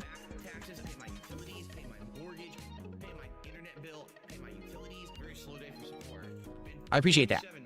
So, if you have enjoyed today's show, please consider supporting it in some way. If you're on the YouTube side, you can do a super chat, a super sticker, become a member, or give memberships to your fellow viewer. If you're on the Kick side, you can send some kicks my way, or become a paid sub, or you can give some subs to fellow viewers, or you can tip me via PayPal, no matter where you're watching right now. I would appreciate support for the content if you do enjoy it. Also, if you're on the YouTube side of things, you can like the stream, and liking the stream helps a ton for engagement. All right? So please do that. It helps the channel. I got a $1 tip, and this person says Dragon Quest Monsters is on sale for pretty cheap now on GOG. I think if you ever wanted to try that, it's pretty fun. Yeah, I don't know anything about it. I know it's a spin-off series. I don't know how it's played or anything about it at all, actually. If anyone ever wanted to see me try a spin-off series, I would consider it. Thanks for the $1. Appreciate that. We did try Dragon Quest Builders, and sadly, it was way too slow-paced and took way too long to get through, and I wouldn't play another Builders game.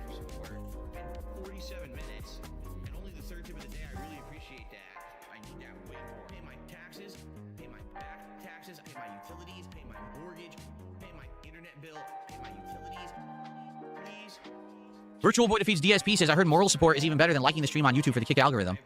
Wrong. What's best is either kicks or subs, that's for sure.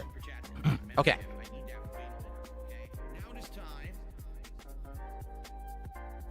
Okay, are we good? The last chance if you guys want to ask me any questions, do a little Q&A before we get to our pack openings. We're going to do 2 already. Maybe we'll do more dependent on, you know, if anyone else contributes $50, we'll do another pack opening. Right now we got 2, okay?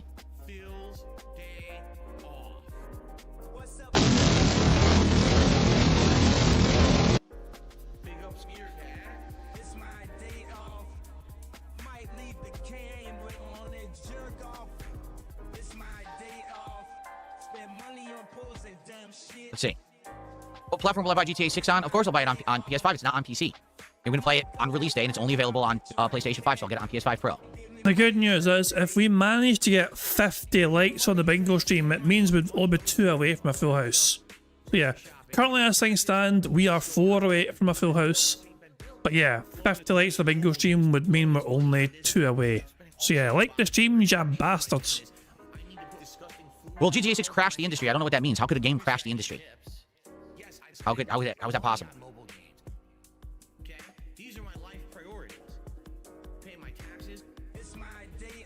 Someone tipped $2 says, I assume cards will go further up in value once packs are out of print, so they grow year on year. Of course. That's exactly what it is initially when something is new, it has a certain set value, but over the years, then the value goes up. Like, let's say, for example, today, I pulled one of those cards that we just looked at. Let's say I had it graded, and I actually just had it here, sitting here for years. In like 10 years, that card could, you know, have way more value. At the same time, and this is the problem with these kinds of industries, it could actually have 0 value because the whole bottom could fall out from the industry, the bubble could pop, and then it's worth nothing. And that's actually what happened in the 90s, where everyone was banking on the fact that comic books and these cards, even sports memorabilia, that all of it was going to have tons of value. And then boom, the market fell, and everyone had things sitting around that were worth absolutely nothing. Just no one cared about it anymore. So you got to be careful. You don't know you're going to invest a ton of money, and you can end up losing all that money.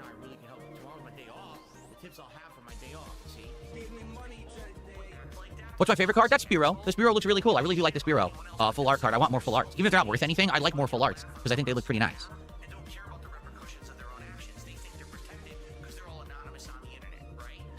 No, Pete. Eric says, do you think your Dragon Quest take from earlier is a sunken cost fallacy? No, because I'm not thinking of it from a financial perspective. I'm just thinking about it from a time investment and... Oh, Bill fucking shit. Bill fucking shit. Every single fucking game you play is fucking approached with a fucking financial perspective. Don't you fucking pretend otherwise. You gotta fucking pretend you fucking have a passion and enjoy for the fucking game.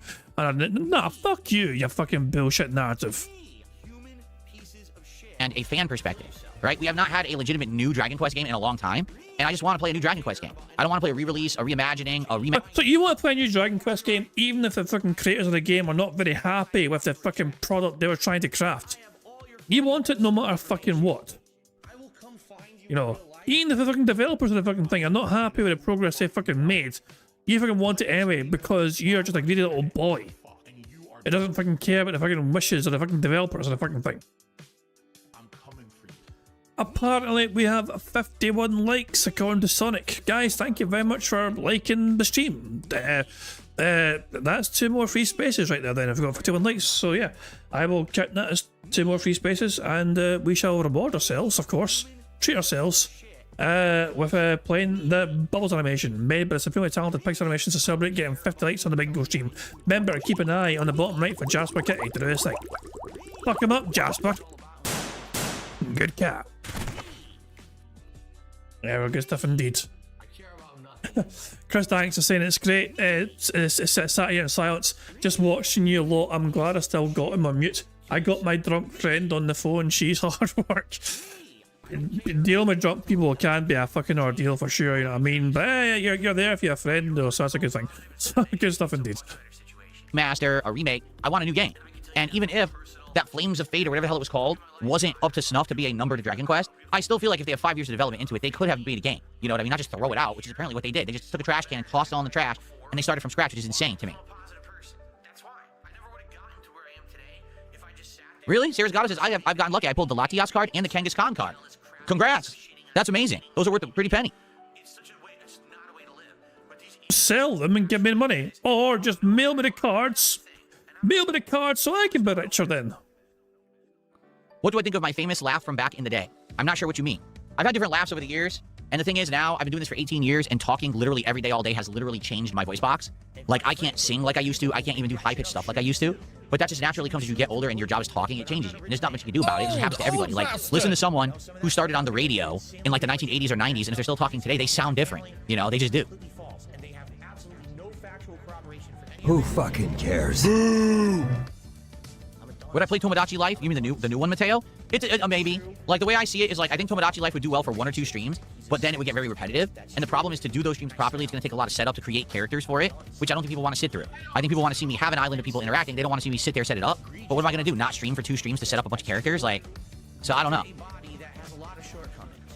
Pete Eric says, what set would you want to buy for the next box of cards? I don't know. Like I said, let's see what the demand is. Right now, we're going to open 2 packs, right? I don't know if we'll open any more packs today. Right now, I have 19 packs still. So really, honestly, I'm not really thinking about the next box. It slowed down. We had no pack openings yesterday. Let's see how it goes, all right? But we could do Chaos Rising. We could do that other one. What was it? Like Ancient something. We could do another one of this. We could do whatever, but I'm only going to do it if there's enough demand, and it seems like demand is starting to slow down. Like just a few days ago, we were opening 4 or 5 packs on a stream. Now we're only doing 2. What's up, Sky Jogger? How you today, man? Good to see you. Greedy fat bastard. Yeah, I want to see the Backrooms movie. I do. Hopefully it will go digital soon. Virtual Void defeats DSP? No. Stop asking me dumb questions, okay? What was the question? What was the question they asked? Where was the question? Yes, that's true. I'm trying to find the question. Where was the question? God damn it. So I'm having a dream. Movie, I do. Hopefully it will go digital soon. Virtual Void defeats DSP. No, didn't ask it there. Hold on. Where is it? Where is the question? I will find you. Now we're only doing 2. But I'm only going to do it if there's enough demand to do that other one. What was it? Like Ancient something. We could do it. Okay, let's look here. Hold on. Another one of this. We could do whatever, but I'm only going to do it if there's enough demand, and it seems like demand is starting to slow down. Like just a few days ago, we were opening 4 or 5 packs on a stream. Now we're only doing 2. Just keep an eye on the kick chat. What's up, Sky Jogger? How you today, man? Someone donated $50 and you didn't open a pack. Can you give us 3 packs? There we go. Someone donated. Oh, today. Someone donated $50 and you didn't open a pack. Can you give us 3 packs today at DSP Giving Real? Apparently, that's a stupid question. Apparently, that's a stupid fucking question. Member bomb. My biggest fans are idiots. I give ours to Monkai, who's getting 5 members to his channel. That's going to be in our free space right there, which means we're one away. And those memberships have gone to Chris23, Macam CFC FLC, Call Me Astro, Cthulhu, and JJ. So thank you very much to Monkai. Make sure you thank Monkai if you're one of the 5 that just got a gift of membership. And of course, thank you very much, Monkai, for getting us a free space and supporting the stream. It is very kind of you indeed. Cheers for that. It means we're just one more thing away. One more of Phil saying or doing something daft, whatever, from us getting the full house here. So there we go. But Phil basically is ignoring the fact that he scammed his audience out of a pack opening. Man, good to see you.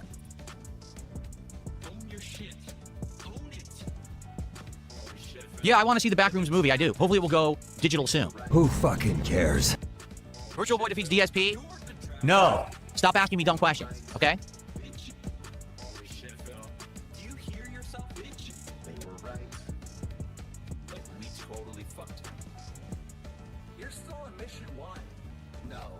Well, you see, here's the problem. Him do R says if you fake one more tip, demand might rise. I know this might be hard to believe because you're a simpleton. I don't fake tips. I never have. I have literally never once in the entirety of the time that I've been a creator on the internet faked a contribution. Every single contribution you have ever seen is real. Why don't you back it up with a source? My source is that I made it the fuck up. So there you go. I mean, I know you're too dumb to believe that, but it's true. Why would I lie? I imagine it's like breathing for you.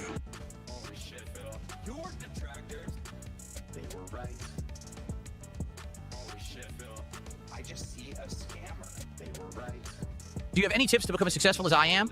Let's see. Get lucky, be in the right place at the right time, work your ass off for a long time to ensure for the fact that you have so much content out there that you can make a good living doing it, and then just ride the wave and don't let anything get to you. There you go.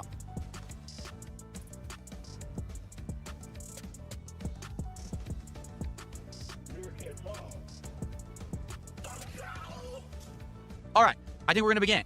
Are we ready to do our pack openings? Looks like we're just going to do 2. If any more contributions come in while I'm doing these 2, we can do another one, but right now it's just the 2. Nothing else has come in, so okay. And yes, we're doing Friday night fights on Friday night. Yes, we are. Okay. Who fucking cares? Get everything set up. Oh, joy. Pokemon card opening. Oh, wait, sorry. 2 There we go. pack openings. Here we Aren't are. we lucky? Here we are. Okay, let's see what we get. Who fucking cares? No, I do not accept Bitcoin. I only accept YouTube contributions, Kick contributions, and tips via PayPal. And that's more than enough ways to contribute. All right.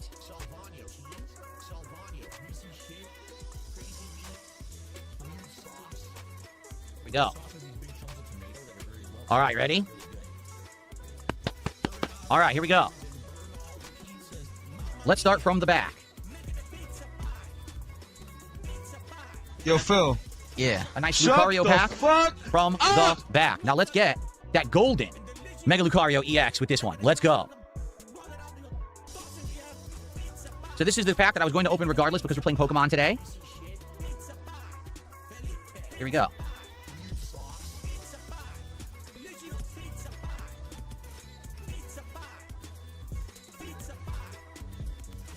Here's your code, everybody. Enjoy, people who play the digital game and want the code. Have fun with that. Okay. And let's get the energy card out of the way. Fighting energy. Okay. All right, let's go. Card number 1 for today. Miltank is the first card. What's hilarious is someone said in chat, let's get a Miltank, and it's the first card. I don't know, did you guys know you psychic or something? How did you know that Miltank would be the first card? That's pretty crazy that they called it. Okay. Another Strudel.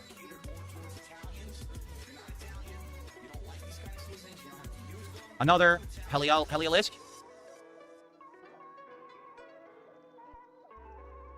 We have this guy too. Nincada, which I believe is supposed to be like the cicada. So I guess Nincada, like the cicada beetles. Mega Signal. Already got a bunch of that one.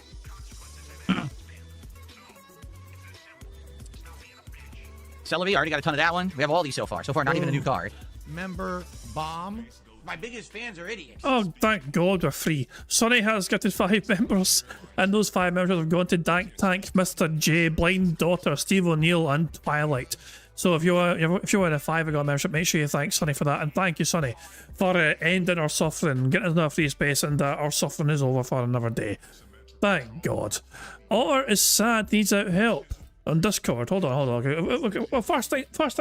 Okay, first things first. Okay, actually, first things first. We got a full house, so we need to tick off squares. 8 free spaces. 1, 2, 3, 4, 5, 6, 7, and 8. Full house. Oh boy, how exciting! Anyway. God, it's frick. But there we go. So first things first. We got that. Second of all, let's go to live DSP and see how the bad man's doing, shall we? He's still on his break. He's on his break still, doing absolutely nothing. Right. Okay. Well, fantastic. Well, look, the otter's getting fed. Lovely. Let's check this code here. Oh, terrible. Not one of you miserable shits have wished me a happy World Otter Day.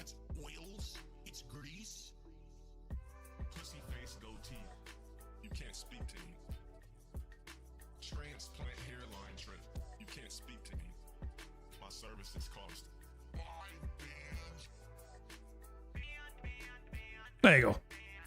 Every day we're grateful for the awards. Go away, fucking. I don't want your premium shit. There we go. Every day we're fucking happy for that, though. Every day we're fucking pleased, you know? So there we go. Every day we're grateful for the otters. We have otters right here. Look at these otters getting fed by their human pets at the zoo. Good stuff indeed. These otters have these humans well trained. But there we go. So yeah, for God's sake, Phil, no, he's not bad guy, he's still doing his fucking record, okay, whatever. The bad man is on like $70 so far, something like that. So, well, oh, he's back. Let's hear him beg, shall we? Let's hook up the Switch 2 and let's play some Pokemon. Let's go. This is live DSP. This is currently live DSP. I'm kind of curious. Wait, have a wee beg for Ready? gameplay begins. Okay, I'll be right back. Let me hook it up. Oh, for God's sake, never mind. Boring. Fuck off. I'm away from the bad man. I'm away from him. Fuck that guy. Anyway, okay, let's get marbles put up again. Let's celebrate our full house here. We've got a full house on the marbles. We've got a full house on the bingo card. So we celebrate, of course, with a marble stream. So let's get some marbles going right here, right now. Let's go back to the committee maps here. And let's hit a random. A random map that we have for today's full house marble race is called Egregious Cheeky Cafe. Made by Cat Darko. It has a 35% elimination rate and has an average finish time of just over 3 minutes. That's quite a lot of 200 plus plays. That's a popular map. Hello, it seems to go a bit back and forward here. Is that a sign in the style of Greg's? I recognise those fucking 4 yellow squares anyway. It says Kirsty, but I see Greg's. Someone's fucking made a wee Greg's shop. Hey, like that, they got donuts, they're selling donuts, and they got sausage rolls and fucking pizza. Hey, it's definitely Greg's. I recognise those 4 fucking squares with it anywhere. If you're British, you know. You recognise a symbol if you're British, you know. It's a British thing. You know, you need to be British to understand. But anyway, let's start the course right now. Here we fucking go. So interesting looking course, quite symmetrical for the most part here, although it does get a bit different here. There's a little bit of variation down here, obviously. And also depending on what side you go down as well. So yeah, interesting looking course, but who's the front runner so far? Right now all the marbles are currently spinning in a circle here getting dizzy. Their heads are spinning like a whirlpool that never ends. They're so dizzy. And beans for you. No, not follow you for fuck's sake, I'm following beans for you. Oh! Explosive barrel, M-Board is gone. Cody Crusader's gone as well, unfortunate indeed. Oh, tragic. Absolutely tragic. Didn't realise that an explosive barrel just waited to strike there. Satch says play, and Warren is winning for once. Big Dave though, coming out of nowhere here, and Warren's getting barred like everywhere, but hold on a second. Big Dave is taking the lead here. Avalanche is somehow going ahead of him. Grot takes on our side along with Aton. Oh, Avalanche has been slowed down and Aton has capitalised and they're in the lead now. They go down the right hand side, so Scrotic's joined them. Dave driver on the left hand side. More dangerous path on the left hand side. Big Dave has gone back lead. Runamoy's gone. Daniel Cannon is gone. I'm going to follow Big Dave as they go down here. They avoid explosive barrel. They drop down here. And they've been slowed down a little bit here. Slinks is gone. 1982 Space Wave is gone as well. Mistake is gone. Ludwig's gone in the background there. Big Dave has been slowed down here, and this is going to give other people a chance to catch up here. Mexi's lurking, so is Agent Double, so Bill Braski's here. But Big Dave has managed to get through here and pursue forward and get closer and closer to the Gregs. Emeroid's marble has gone. Big Dave once again getting slowed down here. Stan's catching up. Chris Danks is catching up. Aton's catching up, and they have temporarily taken lead here. And they're going to be temporary. They're going to hold on to the Lush, Britannia, Bill Brasky are now close to Aton. But they finished right in sight here. Aton, their marble is looking good here, but it was slowed down.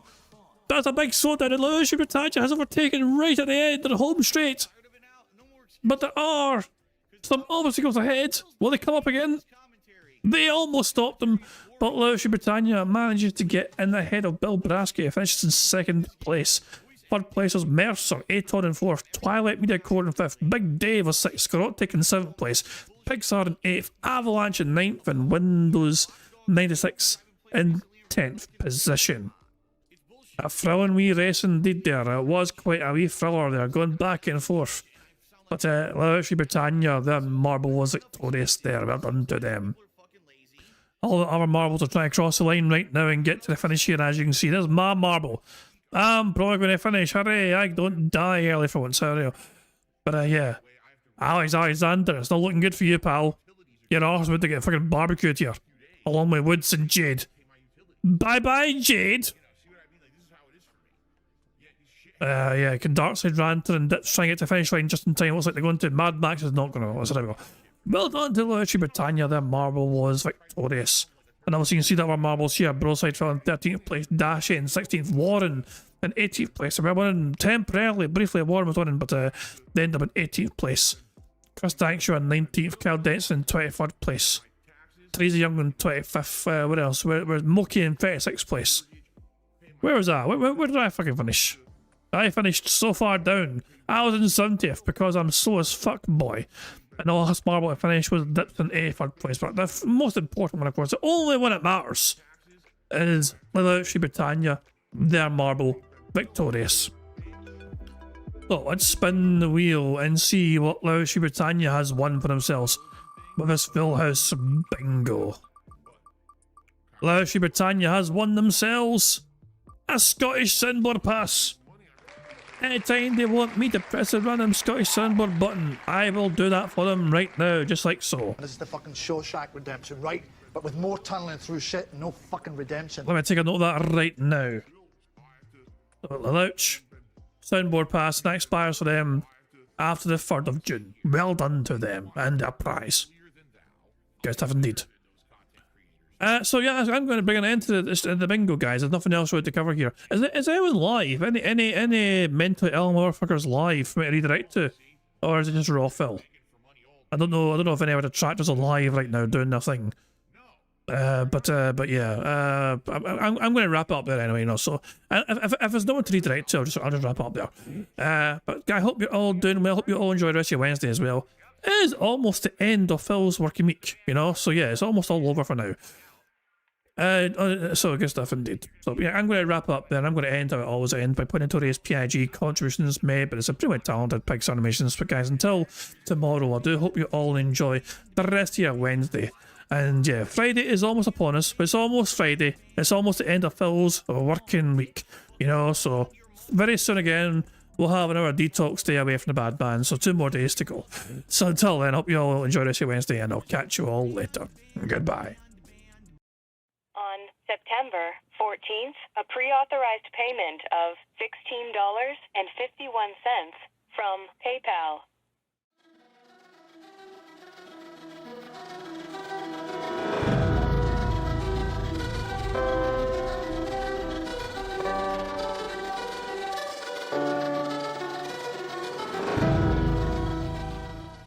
All right, Luna Mills has tipped me $1.30. It says, "I'm back. What's your favorite type of shower?" When you're showered in money. When you go outside and all of a sudden greenbacks start falling from the sky and you raise your face up, you're like, oh, you start dancing, you go, oh, money, money, yeah, yeah. All right, I don't know what the hell you're talking about, but thank you for the first tip of the day.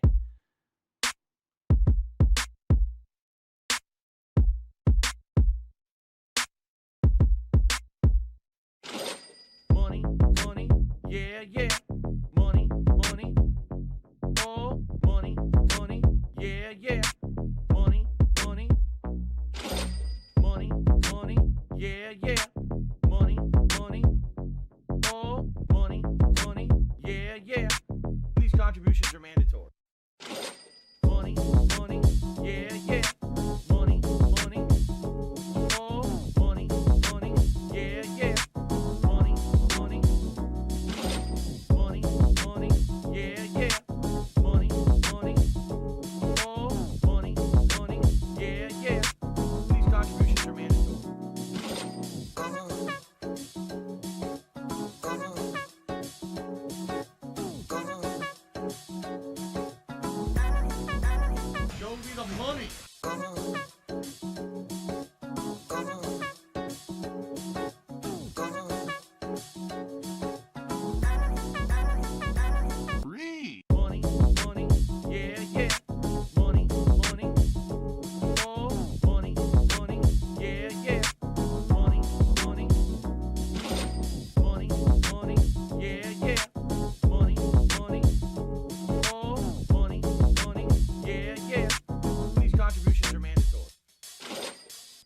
it's gone, just gone like that.